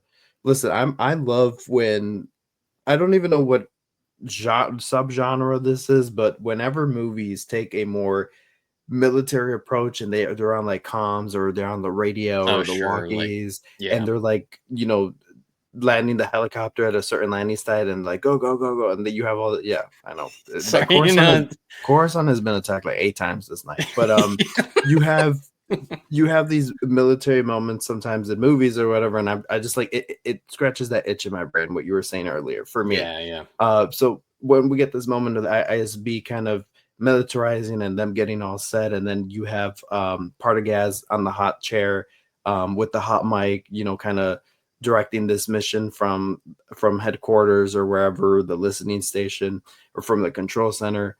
I thought it was gold. I was loving every minute of it, even though I'm anti-imperial, but I was loving every minute of it. sure, sure, sure. But yeah, but once they get to we got a new looking imperial shuttle, which I thought looked stubby, but it looked Yes, cool. It like a was little like, okay, stubby little, shuttle. Yeah, yeah, it was interesting. yeah. But you know what? Even the U-wing, when Cassian and K2 and Melshi were on their way, seeing the U-wing come out of hyperspace and arrive on Coruscant was something I'd never see. I'm like, a Really U-wing cool. at Coruscant. Yeah, It yeah, just the imagery was great, and we got like a yeah. nice which I don't know. Have we seen Coruscant in this show like from space? Yeah, we've seen it a couple times. When we first see Oh yeah, Coruscant in with season 1, the yeah. establishing shot is Coruscant from space. Yeah, you're right. You're right. Okay. Yeah. I guess I was just so enamored by the U-wing arriving on Coruscant. I It was was like, I oh mean, my it god, was that's so beautiful. It cool. was really cool It to was see, yeah. beautiful, and even flying between the buildings, I'm like, oh my god, I go back to Rogue One and be like, you know what? We're gonna see the U-wing again. We're gonna see Cassian again, and we're gonna be on Coruscant with them. I Yeah, would be like, yeah. what the are you talking about? But anyways, so the military stuff was great. The way they were arriving, I love that they didn't just be like, oh, we traced the signal there. But it was like really detailed and very well written, and they had there's all these combinations that they had to figure out where the source was coming from, and they even thought they got the right room. Oh no, it's coming from a you Right, know right, right. Kind of, and they I love how intricate yeah. it was. You had Mhm. they were back at Luthen's place, and they were like sending signals to get us. It was wellly handled, because I felt like Sure. in other shows or things you I don't know, you You would cut through all of the yes, you minutia cut of this yeah, military operation. You don't again, when Andor does details, it's detailed. And so, yeah, you're yeah, getting every level of like this military operation, and every level of it makes the tension ratchet higher and higher and higher, especially when you realize like, oh my god, Cassian, K2, and Melshi are just like 3 people plus yeah, Clea. That's kind of it. and So, yeah, if this season was aired the way season 1 was aired, where it was 1 episode every week, this would be the craziest cliffhanger in the entire show. You know, that last shot of them going down the hallway, it's like Clay is God, toast, you know? right, right. No, yeah, I mean, it was just a great sequence of events, and like I said, Partagaz at the helm at the control center, just great imagery too. So Yeah, absolutely. Yeah, no, I concur all that. I mean, a lot of this kind of bleeds into the next episode. So I'll just go ahead and introduce the next steps. The next episode is the final episode of the entire show, episode 12, Jeddah, comma Kyber, comma Urso. Um, so yeah, this is it. This is the last episode of Andor, as I've said. Just saying that out loud though makes me sad, even though I already yeah, knew it to be true a day ago when I watched it. I was like, man, gosh dang it, why can't there be more of this show? It is so good. So when Cassian and Melshi find Clea, says something to the effect when she opens the door of like, it would be you, wouldn't it? You know, the kind of this idea of that I think connects to something Vel says later in the episode, which is Cassian needs to stop saving people. I think if there's a pattern in Cassian's kind of rebel career, he has like the biggest heart of anyone there. He's always going out for his friends. And I think even this whole operation for Luthen is so telling of that, in that last episode, Cassian was very critical of Luthen, but then Luthen brought up the point of like, every time I've needed you, you've appeared, you know? And I think that's something Cassian has maybe accepted, especially with the way the rebellion has been evolving, of like, I don't love Luthen, but I have a lot of respect for him. You know, he sacrificed so much to build this thing. Um, and all that is really brought to the forefront here. You know, Clea is spilling all the beans about the Death Star to Melshi and Cassian. They're both like, okay, cool. We sure get good info. We need you to say this on Yavin to them. And she's like, I can't go to Yavin. I know how they feel about Luthen. And in my head as a viewer right now, I'm like, what do you mean? Like, I know Mon has very mixed feelings about Luthen, but like, don't they realize what he did? That he built this whole thing. Um, right. and so that's kind of a big conflict here that we're figuring out. All the while, K2 is going absolutely ballistic on all these imps, throwing them around. He's got a gun, turns Hirt into a human shield. At some point, a stun grenade is thrown into the room where. Oh, before this, I can't miss this. There's a amazing bit. I loved this where Melshi kind of turns down a hallway and is like all caught and whatnot, and they're like, if you move, we are going to shoot. What does he do? Not even in a super fast way. He goes, like, and immediately he goes, hold your fire. Like, it's like, you guys are useless. What's the point of giving him that Right. threat if you're not going to shoot him? No. So yeah, basically, stun grenade is thrown. Only temporarily knocks out Cassian and Melshi, but knocks Clay out cold. Saw a great analysis online earlier today. That was basically like, the reason they were able to like just completely body that is because Cassian and Melshi were on Narkina 5 for so long, and their bodies got used to being shocked all the time. So this Mm. stun grenade did not affect them as much. But yeah, from there we extract and we're off. This is the introduction of this episode, Mike. What do you think? Yeah. At first, I love that. It's interesting that the ISB has their own like sub subdivision where they have their own little like army at their beck and call in a way. And it's not just stormtroopers. It's like I don't know. It's just suited up. Yeah, I right, don't know. right. I We've really talked about like that. Yeah, the way Tony Gilroy has. I mean, listen, I love seeing stormtroopers and all, but I'm like, I want to see people's faces too. yeah, it's cool. So Yeah. I love that he's done that for a majority. Like on Ferrex, we all the ground troopers, they just it was like it was just riot troopers in a way. They just had shields, batons, Mhm. and helmets, and that was pretty, Only a few and stormtroopers, armor. really. Yeah, So yeah. yeah, it was, it's cool. So I like that the ISB has this little subdivision here. But the way K2 bodies everyone, and just the tension that you have, it's like, and I love the irony there where or dramatic irony where Cassian and crew are in the room and they're just like, all right, like they're trying to convince him, like, guys, like it's already late, you're cornered. And I was not, none of us were expecting this K2 scene. Um w- so it was just like I thought they were just gonna grab her and go. Hmm. And so when they were like meeting up in the hallway, which we seen in trailers, I'm like, oh, it started linking up in my head. I'm like, I know what's gonna happen. But I didn't even expect K2 to go in there and save the day. I thought they were gonna blast her way out of it. I'm like, oh, she's safe. She's with Cassian and Melshi. But then there's this fear that was inside me where I'm like, oh my god, no, I don't know what's gonna happen. These are a lot of troopers. Anything can go right now. They can be in prison. I don't know how it's gonna go. But once K2 goes in the shuttle, takes out the pilot, that was great. And then he starts making his way upstairs. I thought that was great. But the shot grenade was interesting. I was like, oh, I was not expecting that. But yeah, poor Clea, as if she hasn't been through enough the past episode. Yeah. And These having to deal poor with women in this show called Andor who are just always just having the worst time. Like Bix, Clea, Mon, just like spare them, please. spare them. But I always love that we see Melshi in like almost the same position, always getting shot at. Like he always has the signature pose against the wall. I don't know. I felt like we saw that visual a lot of with him and Scarif, and he's here again being against blaster fire. I'm like, oh, it just feels Yeah. like it's the same shot every time, but I love it. We It's love raining on Melshi. Coruscant right now. Can you believe that? Uh oh. I just noticed. But yeah, intense sequence here, great action sequence. But this is really the height of the episode in terms of action and everything. It kind of dies down after this. Yeah, no, big time. I think for the rest of the episode, it's, as we were saying at the top, like a much more quiet, meditative reflection on, I think, a lot of things, like what the rebellion has become, what the kind of message of this show was, what it really was all along, and where we're going next. Couple scenes here to kind of run it down.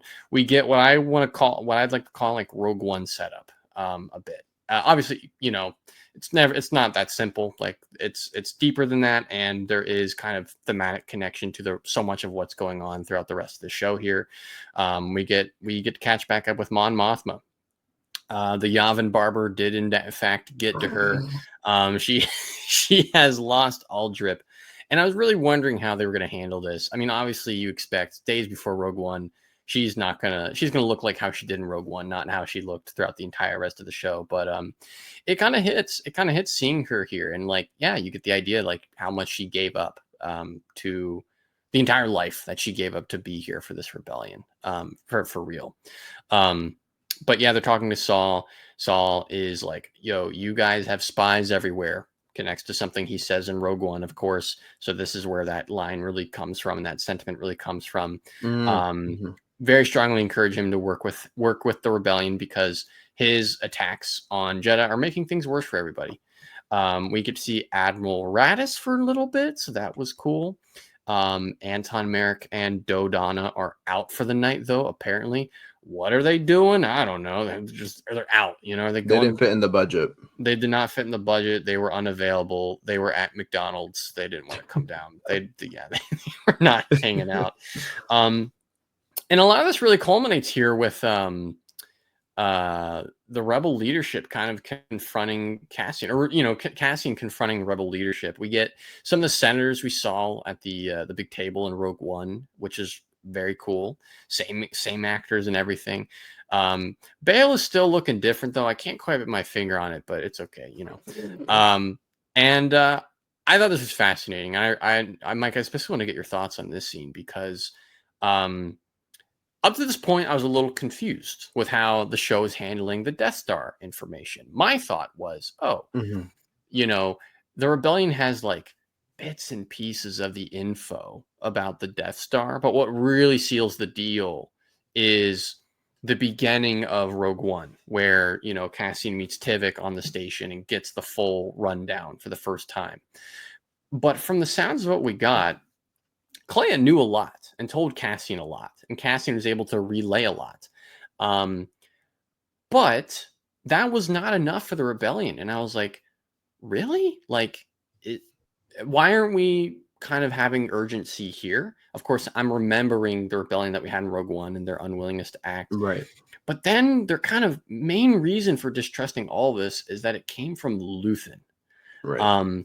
Which is, I thought, a fascinating turn of events for everything we've known about this man throughout this show. So, Mike, how did you interpret this kind of like how the rebellion is this entire kind of this moment here where the rebellion's like, we don't trust any of that, Right. Yeah, I was a little confused too, because I was trying to recall. It's been some time since I've seen Rogue One, so I was trying to recall what when specifically they found out about the Death Star, what information they got, how did they react, and then I was like, wait, something's not matching up for me here, until I went back on the fact that I thought about the console there in Rogue One, and I'm like, their unwillingness to act, right? That's why we have Jin and company leaving Right. Yavin for the way they do. But the one who was only ready to fight was Radis and everything. But even here, Radis is unhelpful, because he's like, oh, Luthen, that we cannot trust the thing he says and whatever. So he's also unwilling. So I was a little kind of like, but yeah, it's just that time where right now they've vocalized their distaste for the Empire. They've announced this rebel alliance and this rebellion, but they haven't really fully had any type of like, let's go out and fight them type deal, like together, let's make a big impact. It's just right now, and even we see this in Rebels right now, it's just little side missions. And I think they're almost scared of admitting something like this, because it would be their biggest fears, and they would be like, so I think they're all quick to dismiss it, because It's they're like, easier no, to no. doubt and dismiss than Yes. believe it, because if they did it, they'd have to also Exactly. acknowledge we are not ready. Yeah, Exactly, because I feel like they are. That's why they're so tight on everything about. You need a. I think about that conversation Draven has back with Wilma, and being like, we worked so hard to build this base, to build this alliance, and you're gonna risk it all for one person. we wouldn't be here without Luthen. Yeah, exactly. Yeah. And so I think Cassian repeats the same thing Clea repeats the same thing to Cassian later when he's trying to get her to go to Yavin. yes. Yeah. So yeah, we meet. We just have a very motivated but unmotivated rebel council here, and I feel like I love the light that Mon Mothma got to shine in a little bit, where she was a little bit more level-headed than most of them, or just a Stoic. bit more Yeah, yeah. stoic, right? And Where I quiet, very quiet. Like yes, this was I think the first time it's like, oh, this really is the Mon Mothma of like Rogue One and Return of the Jedi. yes, The quiet like leading figure. right, right, And we get context for that for the first time. Not just who she is, but like her silence during this, because no one I think in that room is more conflicted about Luthen than she is. right. Um she knows how much this man sacrificed, but hates how much he put her through. Um, so for her, it's like, what do I say in this situation? Because I agree with everyone here. Um, so just her silence was a fascinating part of it all, I think. Yeah, and it just shows you how much she's grown kind of into this leader role, in a way, and she even makes a comment, "Oh, this makes the Senate look easy," and To it just bail, shows, yeah, yeah, yeah, and I really love that moment because it to me it was almost like a bridge of who she was to where she is now right, right, almost. right, So I really appreciate that, that just that little moment they had there, yeah, and even Bale, I love that Bale was so set on his ways. I feel like usually Bale is kind of like the easygoing, not that he's carefree because I don't think he is, but he's more of the easygoing fellow. And in here we see him a lot yeah, more yeah, perplexed and a lot more like, no, we need to give this more thought. No, and quick to dismiss, and I feel like yeah, yeah, that's the Bale we got in the Reign of the Empire book, where him and Mon yeah. Mothma disagree a lot, when it comes to stuff like this. So I really like to see kind of a little disagreement between them, not in dialogue, but just on stances and viewpoints. Yes, That was right, very right. interesting. Yeah, no, I mean, I have so many thoughts about this moment. I think this is maybe one of my favorite moments of like these three episodes, because like not just seeing just this rebel leadership come up again, but just kind of again the sentiment about Luthen. I think about, again, researching this Andor video and the historical parallels that come up so often in Andor, in the Russian Revolution, for instance. The kind of undisputed leader of that entire cause was Lenin, Vladimir Lenin. Mm, And the thing with Lenin is, leading the Bolsheviks, leading for a very specific form of what would become communism, at some point in time there. But at the time, like Bolshevik kind of Marxism. I won't get too deep in the weeds here. I'm just, love this topic. Um, when he was on his deathbed, which I think at this point, they had basically taken control of Russia, were only no more than like 10 years into leading it, basically. But when he was on his deathbed, was basically like, guys, keep the dream of what we're trying to build here alive. And whatever you do, don't give power to Joseph Stalin. I know he's over there waiting for power. Do not give it to him. And when Lenin dies, the rest of the kind of Soviets are like, okay, go ahead, Stalin, do what you want. And that ends up being the worst thing ever, because Stalin goes on a paranoid killing spree, killing all these members of the party, and then forming the Soviet Union. And I see the parallels there, like from that to this. And when Luthen's gone, Luthen, this very complicated figure who did awful, awful things routinely, but because of his awful things, the rebellion gets to live. Um, how do you kind of put that man on any kind of pedestal? How do you go, oh, we can work with that figure, especially if you're a politician who was always trying to wage this fight against the empire, um, on their terms in the Senate, where the empire could control all the senators with lots of rules and protocol, and ensure that someone like Mon Mothma would have to go through hell just to get on the podium and deliver the speech she did. These are senators very accustomed to that way of thinking, and for them, it's very easy to condemn someone like um, Luthen. mm, mhm. And in that as well, I also thought about the narrative that we've gone over this season about propaganda, the role of propaganda, the role of the media and the news and stuff like that. Obviously, these senators are fighting for the right cause right now. They're on the rebellion. They know the empire is deeply, deeply corrupt and messed up. But prior to this point, though, when they were in the empire, um, the propaganda they were seeing every day, it's not that they were ever believing it, but what the propaganda was doing was making them deeply distrustful of pretty much everything. I mean, I relate it to AI today and the kind of growing distrust I see in my life of this really beautiful picture or this amazing shot in this movie for this trailer just came out for like this A24 movie. Can I look at it, accept it, and not have the thought in my head of, is this AI? Because that's where it's at now. I'm paranoid. I have the paranoia Mm, that the rebels have, and I'm right, using Luthen of having. right, Um, and with that, there's also like one more aspect of like the propaganda is like the idea of like what people in power do to tell their side of the story. Um, like there's a great line in the last arc, and it's referring to like the Rebels episode, Secret Cargo, where Mon Mothma is going to give the speech and whatnot. right. Um, I forget who it is. It might be Draven tells Andor. They're taking Mon Yes, Mothma to do a speech. They want a Gold Squadron's going to do it. They're going to rewrite the story. Is the way they do it. So essentially, don't worry, we're going to puff up a narrative about how Mon Mothma actually escaped the Senate and did this brave thing. Cassian, you're whatever you sacrifice to do this, it's going to be swept under the rug.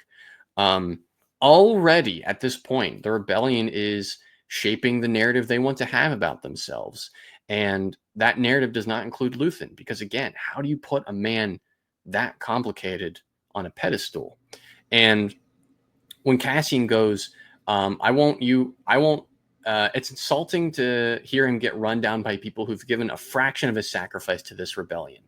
Um, he's totally correct. And the dawning thing there, I think, then for Cassian is no matter what, he's kind of doomed at this point to end up the same way. He's just a little too Luthen for, I think, the rest of the rebellion, which is a big reason why they ground him.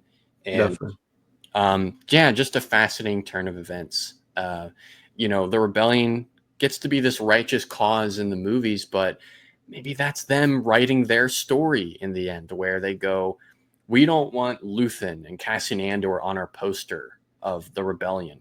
We want Luke Skywalker. We want Han Solo. We want Right. So this was fascinating to me, I thought. I listen. In Force Awakens, one of my gripes about the movie was when the Resistance gathers together and they see they're all gathered against the new Starkiller base hologram and how it compares to the Death Star. And they're like, yeah, let's go get it. Oh man, that's big. All right, let's just go defeat it anyway. Like it just felt Mhm. a little, I mean, it was a cool little Too powerful easy. Yeah. moment, but it was too easy. And Right. when we get to Rogue One, you finally get this conflict of, yes, we're in danger here, and yes, we can stop it, but we're just not ready for a big fight like Mhm. this. And it's like, what do you mean we're not ready? And it just to me felt much more real. You don't know how many Yeah. times at work when I have a really good idea and I'm just like, let's do it. And then there's like battles I have to fight or obstacles that I have to get through before. And that's just reality. So Yeah. when we got that scene in Rogue One, I was like, oh my God, I love this because it's just it's much more realistic, and I'd love to see kind of a struggle there of like, hey, we're all in the same fight, but we're all not thinking the same way. And I love that Mhm. because that to me feels more immersive than something like, let's go get them and that's it. That's the end of the story. So to me, even this was an echo of what we see in Rogue One. And Yes, I'm like, oh my absolutely. God, see and I love the focus that the conversation takes with Bale, and he's like, I don't think I think your stance on this is less than objective, and he's like, I know Mhm. this is tough for both of you, and I love that Mon Mothma got kind of a callback too with her relationship with Luthen, and she kind of just sits there, and I'm like, Yeah. man, like it's hard, it's conflicting, but the way Cassian is like, I know it's real because Luthen died for this, and I Yeah. feel like Cassian in a way feels like he owes Luthen, and is trying Yeah. to repay that here and now, and yeah, it's just it. But you know, these guys are not ready for something like that just Oh yet. yeah. But I think this is definitely the appetizer, and this is Mhm. kind of the warm up to the events that they're about to experience in Rogue One. Literally, yeah, this is the first warning. I guess one more kind of thought here is like, again, this is exactly what Luthen said. I'll burn my life for a sunrise I'll never see. I'll never have an audience or the light of gratitude. So Mm-hmm. true here. Mm-hmm. Um, he will go down a mystery in the galaxy. No one will ever kind of appreciate his accomplishments except in the memories of these people who knew him very well. And that's kind of what you mentioned earlier, falling action. That's what we really kind of experience here as we come close to the end, but not quite to the end of this final episode. We get a great series of scenes. Um, uh, Draven gets word from Tivik on Kafrene. First name drop of Kafrene here, where Tivik will only talk to Cassian. So now they have to begrudgingly be like, "Hey, Cassian, we got to get you to do this thing." Um, Vel catching up with her, where I go, "Oh shoot, that's right, Vel. We haven't caught up with her in a long time." Yeah. Um, is talking to Mon. These cousins can finally hang out and chill in peace, which is nice. Mon clearly on the fence about Luthen, and probably forever will be. Tells Vel to help me believe him, Mm. referring to Cassian. Um, we get what's this? Vel is talking to Cassian later that night. They're drinking. This is literally the night before Rogue One begins. Vel is talking to Cassian and tells him to reach out to Bix. She seems very adamant about it. He goes, it's probably not a good idea. I mean, she's safe right now, right? I'm not safe. Wouldn't be a good idea. She's like, all right, make sure you please do it though. He goes, okay. After this is all over, yeah, um, we'll circle back on that later for obvious reasons, but um, and then Clea as well.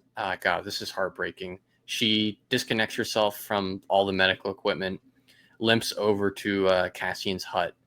Vel stops her in the forest and is like, "Hey," gives her her jacket, which is just a little sweet gesture. Takes her back to her hut and basically lets her know she's not alone. Like, yes, everything your entire purpose with Luthen is served. What is your life even at this point? How do you go on? Basically, she wraps up all this reassurance by saying, "Remember, I have friends everywhere, and that's you. You can make a new life here at the Rebel base." One more thing in here in the mix, um, we start hearing Nemec's manifesto, and the same music from season one is playing while the manifesto is happening. And in my head, I'm going, okay, it's kind of like a lazy decision to play this again. Very odd. But the reason we're hearing it is because we cut back to the ISB where Partagaz is listening to the manifesto, which I imagine Deja recovered from Ferrix in her Axis files or whatever. And as Partagaz is listening to it, Legret comes in, and Partagaz is like, just keeps spreading, doesn't it? Legret goes, it's hard to contain. He goes, who do you think it is? And Legret is basically like, hey, they want to talk to you about all of this, about what's going on, the whole Dedger situation, also this thing right here, the manifesto.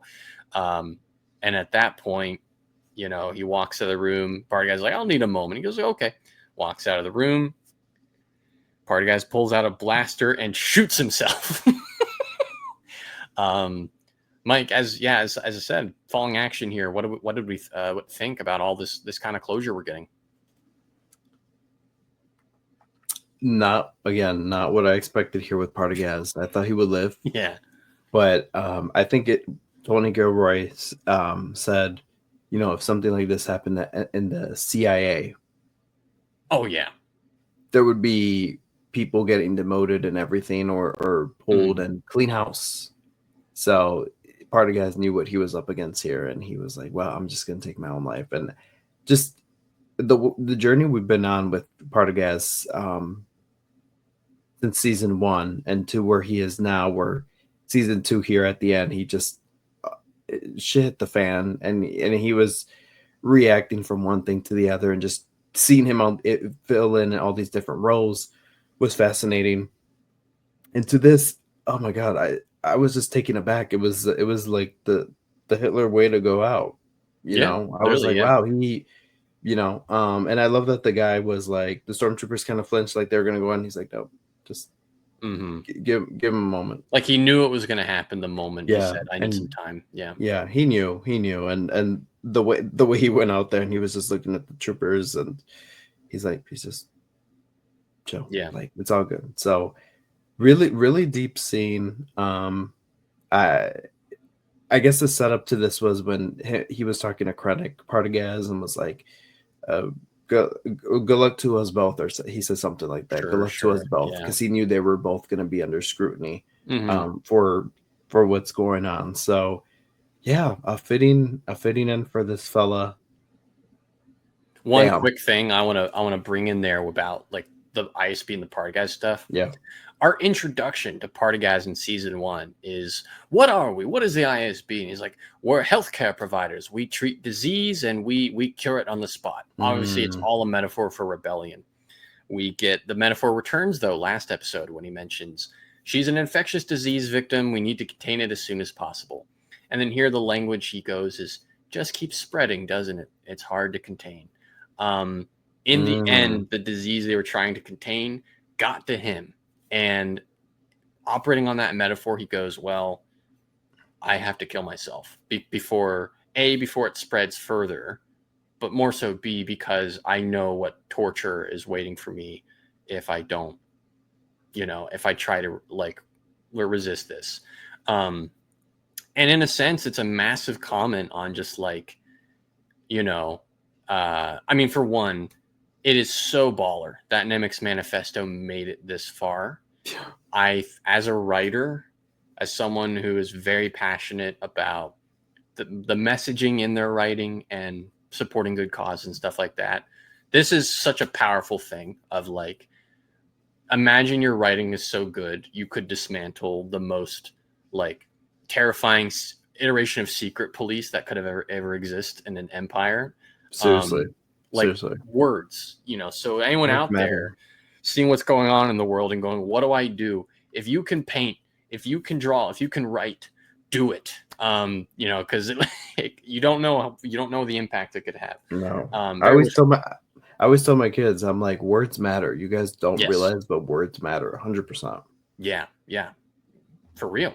um and yeah, I just love the entire follow through here. And it's like, again, a longer version of the show, we could have seen the fall of the ISB in more time, but Sure. you got to respect the economy of storytelling here, where they're like, no need, we figured out how to like tell that story really quickly and satisfyingly, where it's like, this is how the ISB gets dissolved. It comes down to probably only a few dudes, maybe just Legret, and guess what?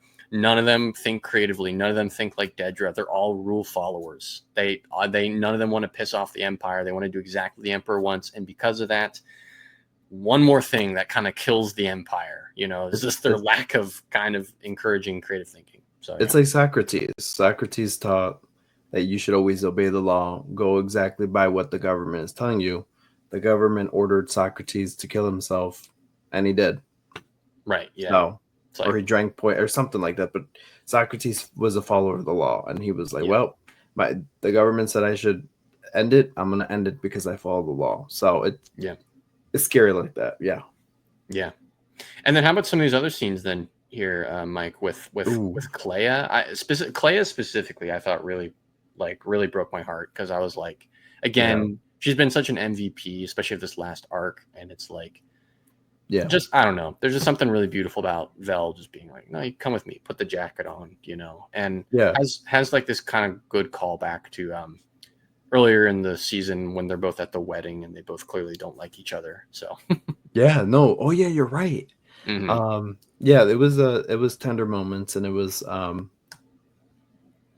just us feeling the weight after what's happened, after some of the tensest Star Wars moments ever. Mhm. And so I felt like we were reeling in with the characters, and even there's this moment where Cassian is with Val and they're toasting to all who have departed.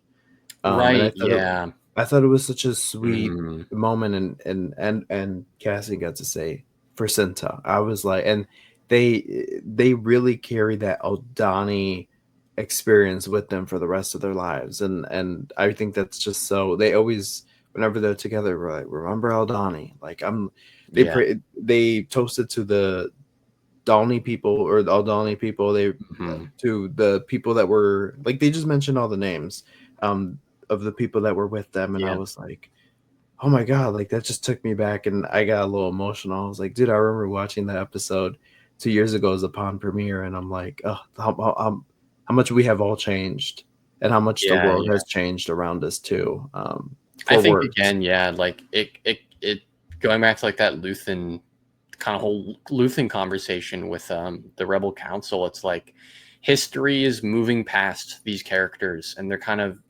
realizing that and accepting that in real time. And I just think like the tragedy of it is like again how quiet all this is, how meditative it all is. Like objectively, they are, you know, we are leaving off with them, and they are not like celebrated heroes for all their sacrifices. They're just here. They're living They're just here. pretty small lives, um, and in that they have each other. You know, they have these shared experiences that they will always share between each other. And, excuse me, I'm not getting choked up. I just my throat got little spit. But don't worry. Um, but yeah, no, I just yeah, it's such a beautiful like kind of tragic thing of like these characters have each other in the end, you know, and that's kind of it. Really sad. It is. Yeah, it feels like yeah, we came to the end here. Usually when we get to the finale of a show for Star Wars, it's this big climatic thing, and and I love that. I'm like, oh, this is like the end game. Like, Yeah, let's get seated and get to our seats and watch this yeah, event. But here we're seeing the downfall and the after effect of the event, and also kind of a setup towards Rogue hmm One, where it's just I didn't know how to feel, but I just definitely felt like I was with the characters there, and I was just kind of filled with a little bit of anticipation. right, yep, yeah, absolutely. Well then, Mike, that leads us to the end of the show here. Um, Cassian wakes up from a dream about his sister, and for a Hmm. split second, I was like, wait, are we gonna finally like pay this off? I didn't think this was gonna happen. Nope. Just thinking about her, just dreaming about her, and kind of in a way, like reminding the audience, like I think so much of why he does what he does, his heroism, why he tries to save people, is him trying to fill this hole that he's had in his life since he was a kid, Yeah. when he lost his family on Canary, and that stays with him. I mean, we're days until he dies in Rogue One, so it's safe to say this has stayed with him for his whole life. You know, um, which is yeah, that's a whole thing to process on its own. Yeah. Meet with Bale. Bale gives him the mission, says those words, "May the Force be with you." Um, don't want to move past it too quickly here, but K2 kind of wakes him up and is like, "It's always so confusing how to wake up humans." Um, yeah, Cassie never sleeps well, and he tells Bale like, "I think you and Luthen would have had more in common than you think," which is interesting. Again, you know, the rebellion doesn't care though; they've already moved past Luthen. And then the music starts to build. Cassian suits up like literally superhero kind of suit up here with the jacket and everything. It's the Rogue One fit. It's how we meet him when we see him in the first scenes of Rogue One. Um, and in this, he marches in slow mo in the most badass walk I think I've ever seen a Star Wars character Yeah. do to the U-wing on the tarmac. This is exactly what Tony Gilroy's been saying since day one Yeah. of Andor. This is where the show's going to end with him going on the tarmac to go to Rings of Kafrine. Um, but in that though, we get some cuts to some even more closure. Perrin, um, Perrin's up to no good. At first, I was like, "Oh, is this a new wife or, Mm, like a sex worker or something like that?" Um, apparently, I didn't realize yes. this, but the woman is Yep. Davos Skolden's wife, and I'm like, Yep. "Oh my god, Yep. She what's that?" looked familiar. She looked, and I Yeah, was like, "Oh she wait, did. that's his what would you call that? Affair, I guess. Well, yeah, but what is there like a name for it? It's because it's the was his daughter's mother-in-law. Oh, oh, okay, yeah, there is, but I haven't watched Game of Thrones in a while, so I don't know. It's on that level, though, isn't it? Yeah, Yeah. Wow, that's messed up. That's really messed up. I wonder how and Davis Colin's doing as well.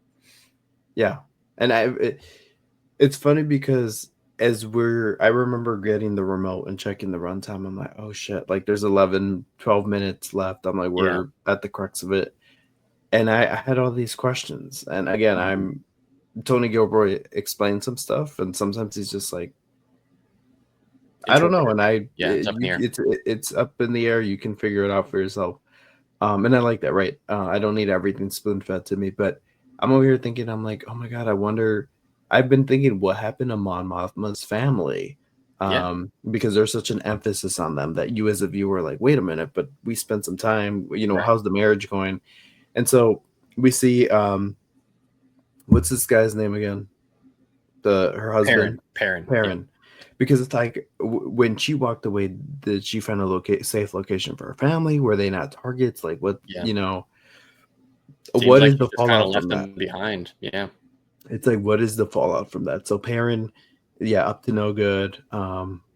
It almost I from what I've seen, what I felt from the shot is like I think I don't maybe I'm not being objective here like Bale would say, but I'm being less than objective, but it almost seemed to me like he or the shot was to communicate that he missed Mon. I don't know. That's Yeah. the feeling I got. Maybe I was just already Yeah. softening up there, but We met I these felt like characters in this setting a lot, when they were yeah. in the hover So car. yeah. Yeah. So I was like, I felt almost like he was missing Mon coming back from a late night or something. But Hmm. and then in that interview that we keep referencing, it was heartbreaking what Tony Gilroy said about casting, about having that hole in his heart and trying to fill it up by being useful and being trying to save people, trying to help people. And I'm like, oh my Yeah. god. Yeah. But what he said about his about Mon Mothma's daughter, and yeah, she's happily married. Apparently, she's still on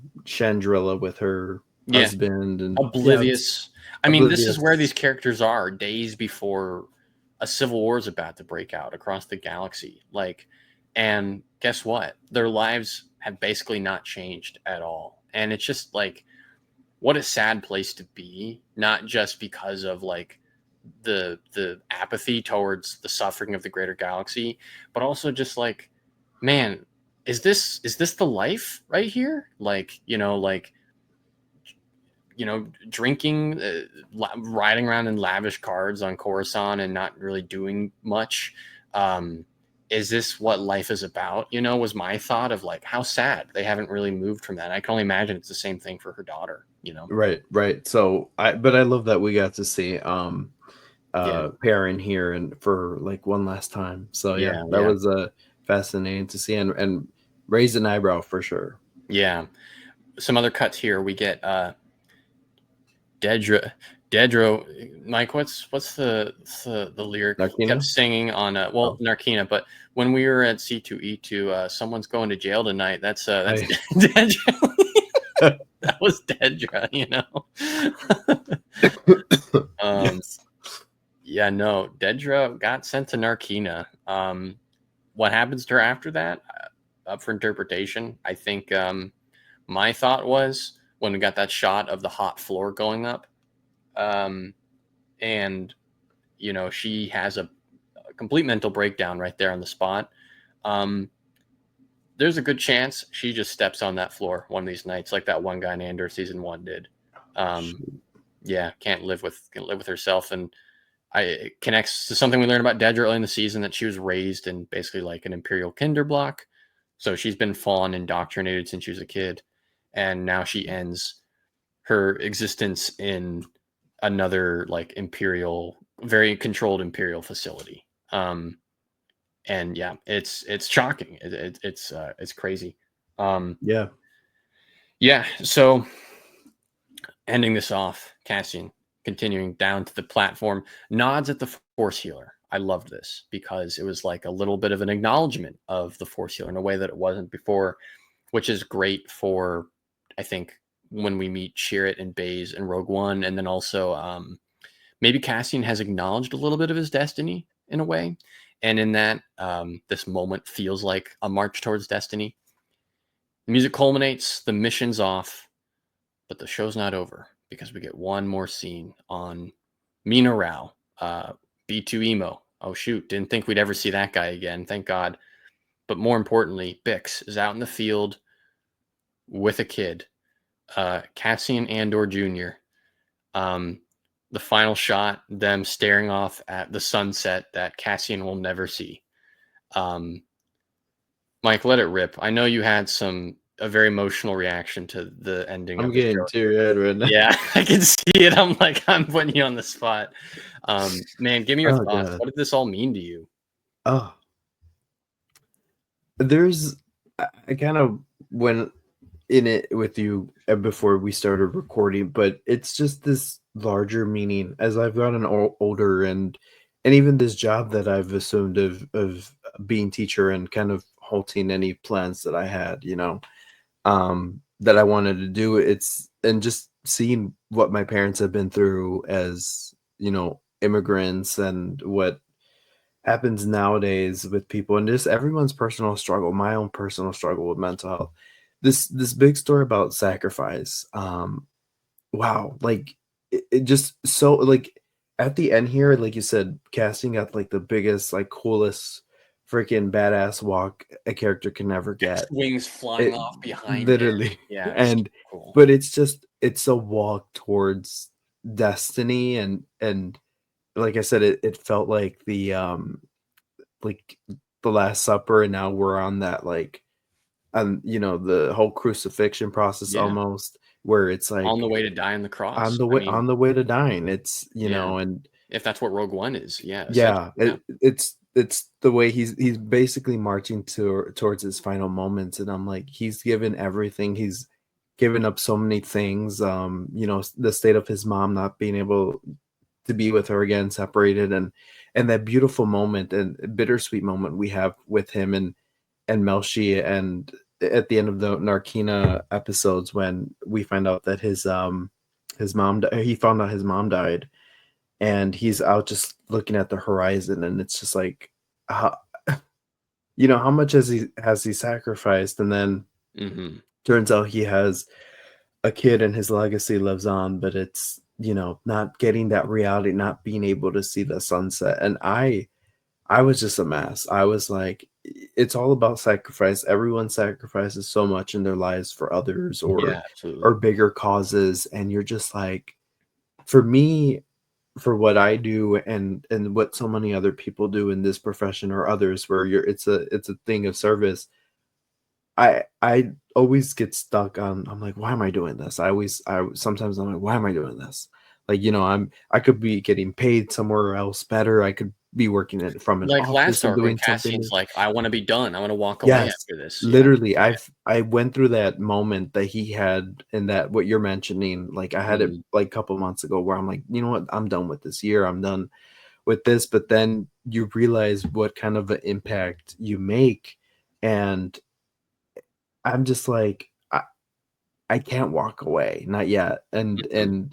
so for me, everything just unleashed, and it was because the show was ending, because the walk of life that Cassian has been on, and I'm like, how relatable, I can kind of attest to some things, and the weight on his shoulders that Yeah. sometimes befalls on a lot of us, where you feel like you're carrying the world on your back. And I felt like that yesterday, and I let it out, and I could not stop sobbing. And this morning I just kept thinking about the episode, and I got to school, and it wasn't even 7:50 in the morning yet before we have our morning announcements, and Mhm. kids start coming in. Mister, where are you mad?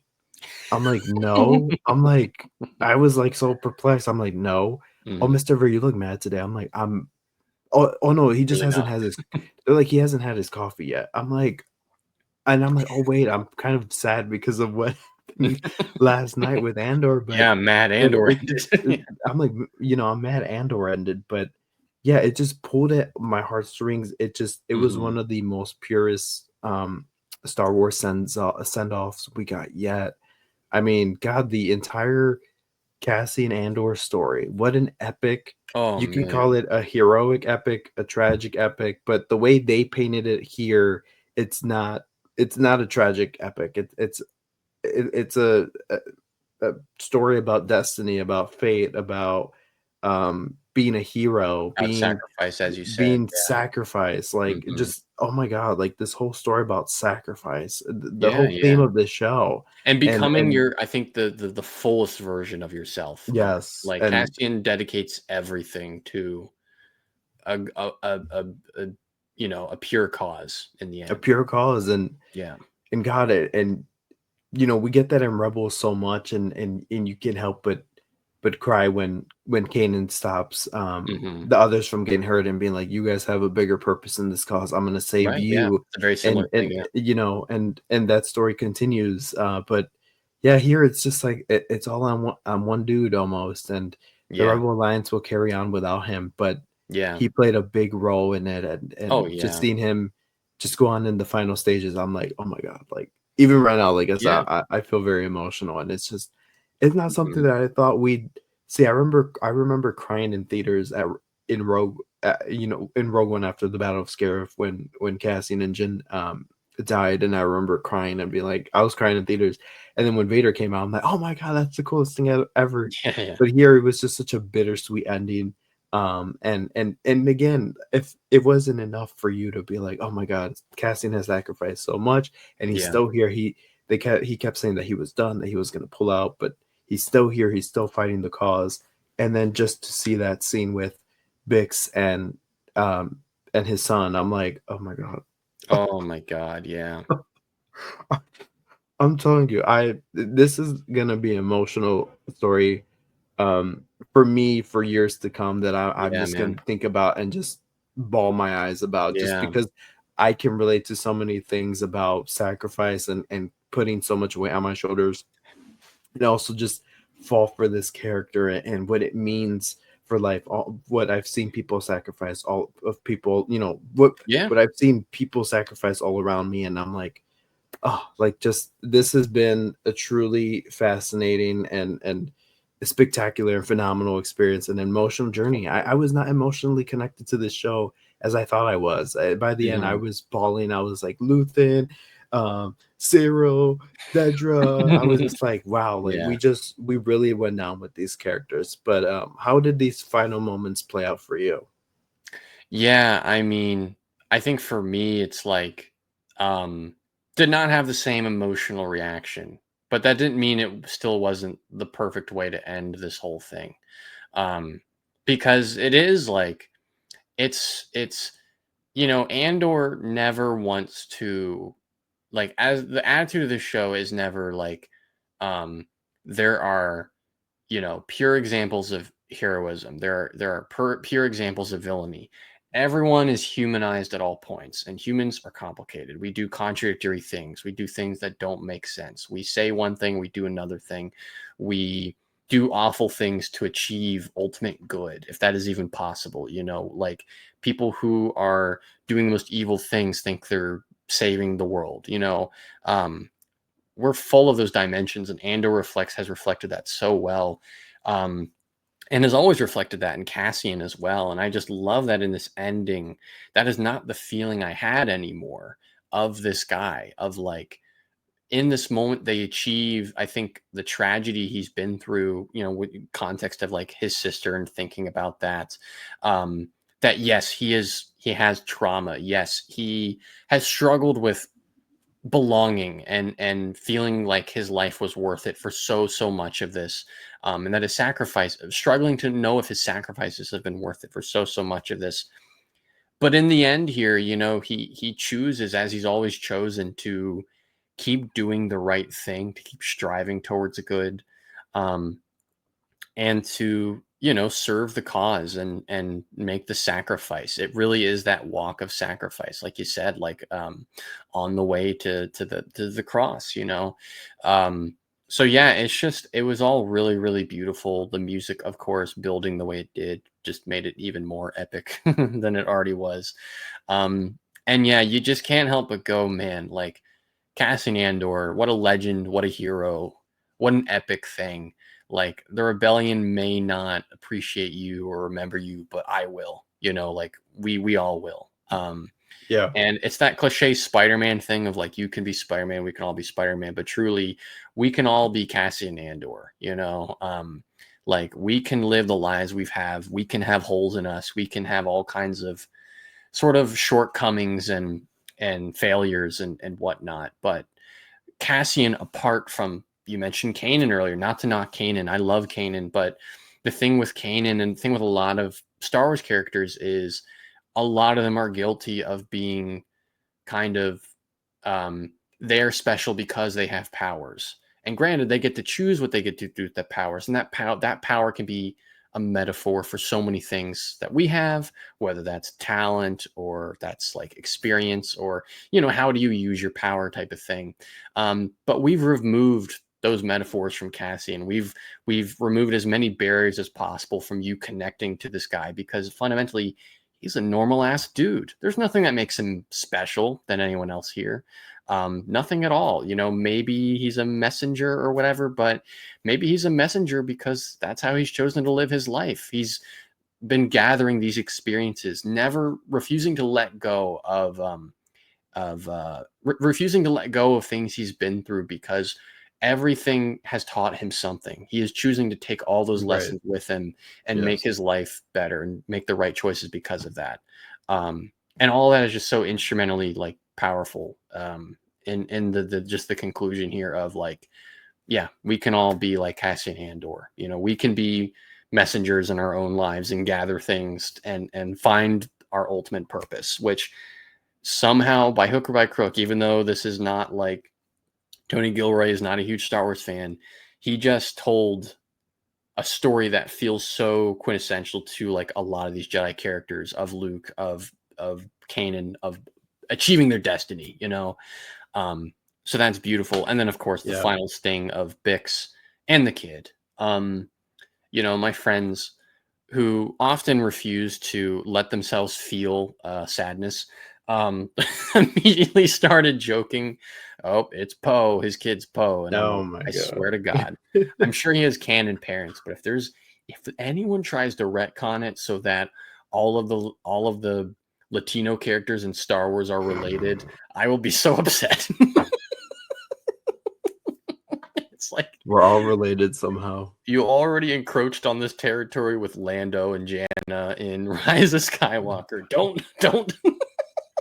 Well, did you know Bale was actually Andor's like cousin? So Oh, that yeah, makes sense. Yeah, they're yeah, all it's one big family. yeah, it's one Bale's big connected to family. Poe.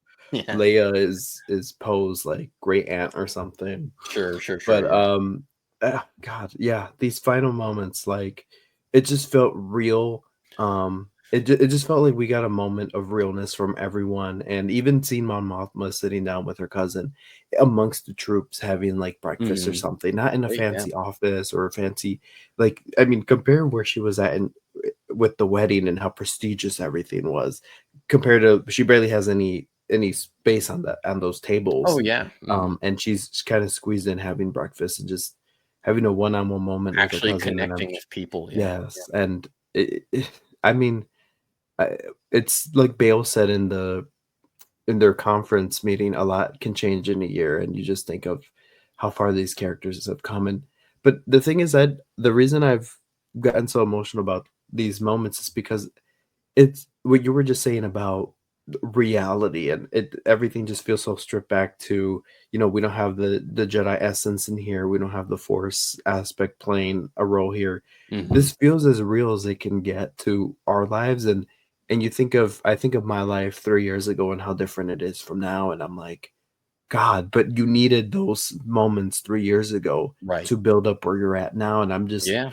I don't know if it's In because your I'm in the season 1 stage. era versus your season 2 era. Yeah. Yes, it's like Yeah.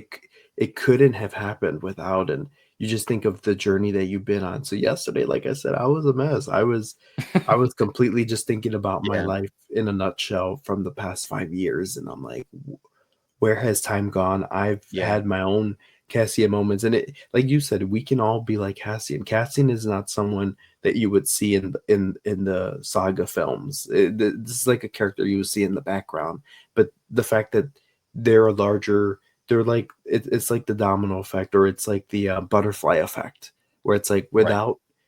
without this character and all his integral um, pieces that he put into place, we wouldn't have the Luke Skywalker, we wouldn't have the Han Solo, the Right. Princess Right. Leia. Yeah. Yeah. So it just, and I always felt like, yeah, just like that. It just speaks volumes, and yeah, it just, oh my god, it's just something that just has hit home for me in a really intense way. And I Hmm. mean, like I said, seeing that realness from everyone, even Dedra, we finally get to see her break down crying in that cell. Like she has this moment where she's like, she starts crying. It's like, Yeah. Yeah. Yeah. God, we're really here. So yeah, Hmm. it's, oh man, I can't believe season two is coming on, but this whole show has just Oh, been uh,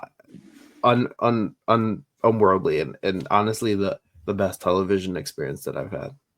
yeah. I agree completely. I mean, we yeah. No, we're at a point where we need to move on from the conversation of best Star Wars show and just start talking about just one of the best shows ever. At least for any show that's run for just 2 seasons. Like, yeah, no, this show is absolutely phenomenal. And the sentiment of like there will never be another Andor, I don't think that's even just like a cynical kind of resignation of like this show is so good there's no way it can repeat again. No, I mean just the kind of intersection here of really great writing, great creative teams, and money, specifically money. Like this is a high budget Star Wars show. Every arc probably costs more than Obi Wan Kenobi. You know, like um, I it's just hate now, if I could say, how go ahead. people. I'm not gonna get into that Obi-Wan thing, but I just hate how, I'm not gonna say how much that I dislike. I dislike how people are like, "Oh, it's definitely the best Star Wars show." Yeah, no shit. What are we comparing it to? Like, what are we comparing it to? Right, So, right, like you right. said, we Yeah. need to exit those conversations and just start saying Start it's ranking this. it, Breaking Bad's up there. Game of Thrones. Where are we putting where Andor? Let's where are we decide. putting where are we Yeah. putting Andor? I mean, Yeah. yeah. So we got to stop that conversation. But Mhm. I mean, this whole arc too. If I could just say real quick, Cassian, I love the way it's like all like trimmed, kind of almost shaved off. He's got like Mhm. stubble, like he's got a mustache, but literally looks like the Cassian we meet in Rogue One. Yeah. Literally. Yeah. So I just want to say that before I forgot. But once we started the arc, I'm like, oh my god, wait. Well, episode two when Cassian appeared, but I'm like, wait, that's like they're really like we're on the precipice. Like Krennic's a days. Mhm. I was like, oh shoot, like we're days away from Rogue One because he looks exactly like he does in Rogue One, and I'm like, man, the just I don't know, and I'm not even, I love Rogue One, but I'm not even like the person to be like, oh my god, that's like the best Star Wars movie. No, but this, like you said, has given such a different perspective and has made it like the most interesting Star Wars movie. Yeah. 100%. Well, Mike, that's God, the end of my plot rundown there. I feel like I didn't talk much about Bix with the kid, but like, what can you say? yeah, It's just perfect. Like, it's just like he's giving that up. You know, he didn't know that he was giving it up, but it's it's uh, it's just too tragic to put into words because it's like, goddamn, like he has a kid on the whole side of the universe and he'll never know. You know, so right. I looking forward to Tales of the Resistance when Dave Filoni writes a story about Cassian Andor Jr. and yeah, what are we? he'll be, you know what? He looks Yes, exactly like his father. He looks yeah. exactly like his father. He's gonna be in the Mandalorian, or he's gonna be in the Heir to the Empire movie. That's when we're Yes. gonna see Cassian Jr. again. It's gonna be, yeah. His name's gonna be like Burke or something like Burke that. Andor, yeah.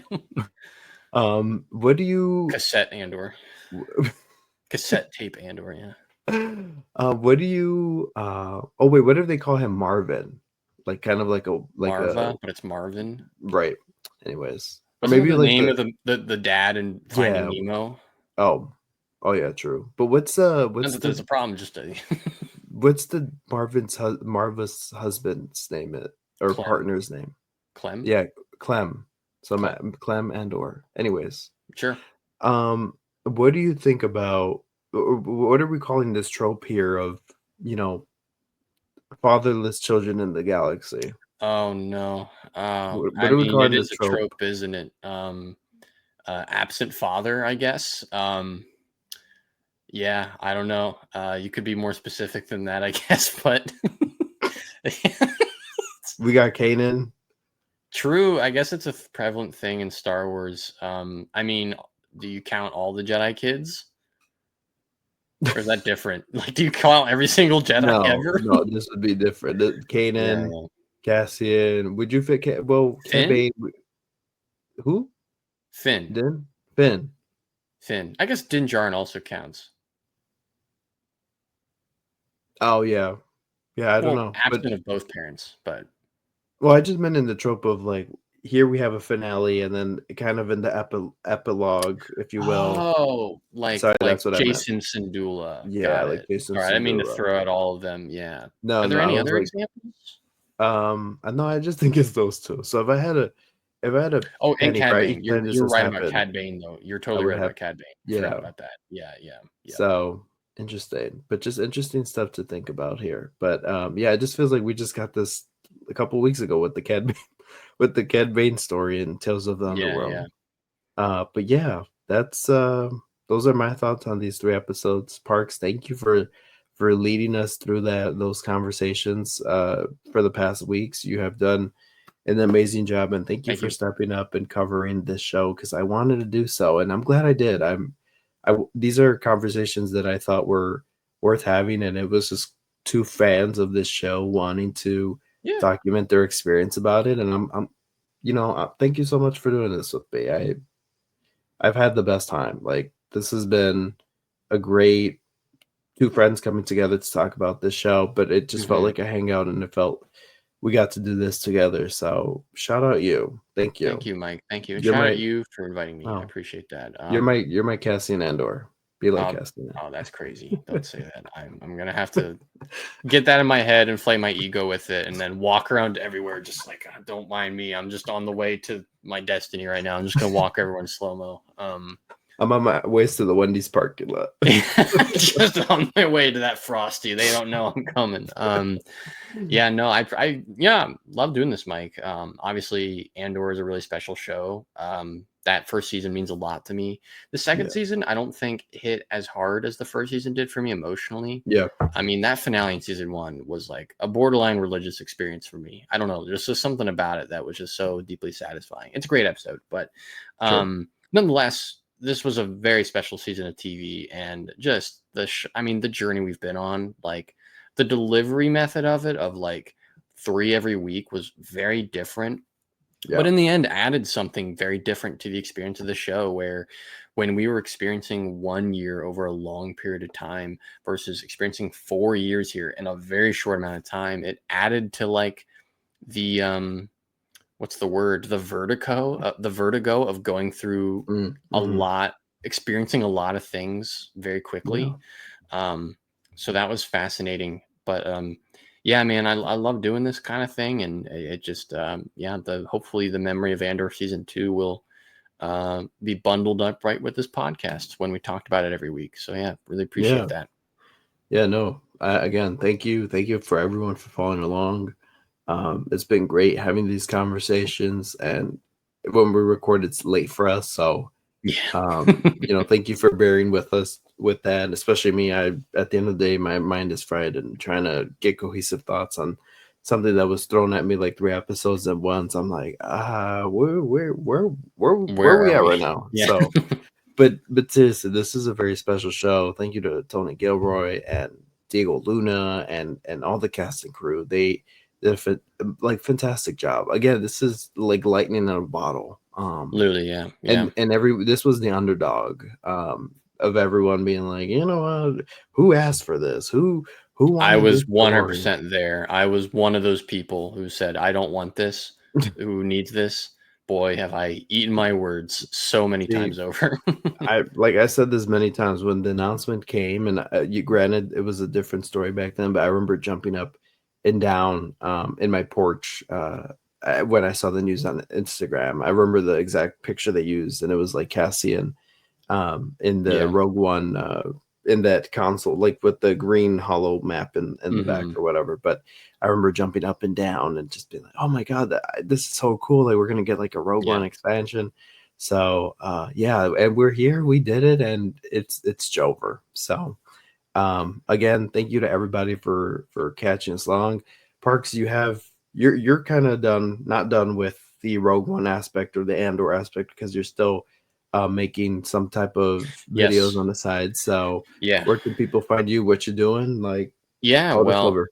of course, youtube.com/, at Artor Presents. After you rewatch Rogue One, if you haven't already rewatched Rogue One after the Andor episodes, go check out The Myth That Rogue One Shattered on my channel. It's a video essay exploring the making of it. And that video, in a way, will, if you're like, man, Andor's so good, I got to rewatch it, that video will probably take you back on the beginning of this entire journey. That is, Rogue One was made in 2016, and then Andor went into production a couple years later. So go check that out. You can also follow me on Blue Sky and Instagram at Parks Harmon and twitch.tv/Parks Harmon as well. And again, if you're subscribed on YouTube, in a few months from now, I will have a video out on Andor Season 1. So look forward to that. Perfect. Thank you, Parks. And yeah, again, couldn't have done this without you. You've been amazing, Thank you. and we'll work again together in the future. I'm sure, Absolutely. on different Yeah. things. So we'll see Parks again here. I'm sure in the very near future. As for me, follow me on all_Star Wars. I haven't really been posting about Andor there because I just save it all for here. But I'll be posting about Andor there. But yeah, thank you so much for these past 4 weeks of craziness with the Mon Mothma dancing Hmm. to uh Saul and Wilman inhaling all the rhydonium to the Yeah. Mon Mothma Oh, speech man. craziness to all of this week. Like it feels like we've been on a journey for a year and a Yeah. half, but it just came by so quickly. So yeah, Hmm. it felt like we all did an adventure together. So again, thank you guys so much. I'm Mike, that's Parks, and we are the Andor After Show. Until next time, may the force be with you, Niamos. I have friends everywhere. I have friends everywhere. I actually have friends. No,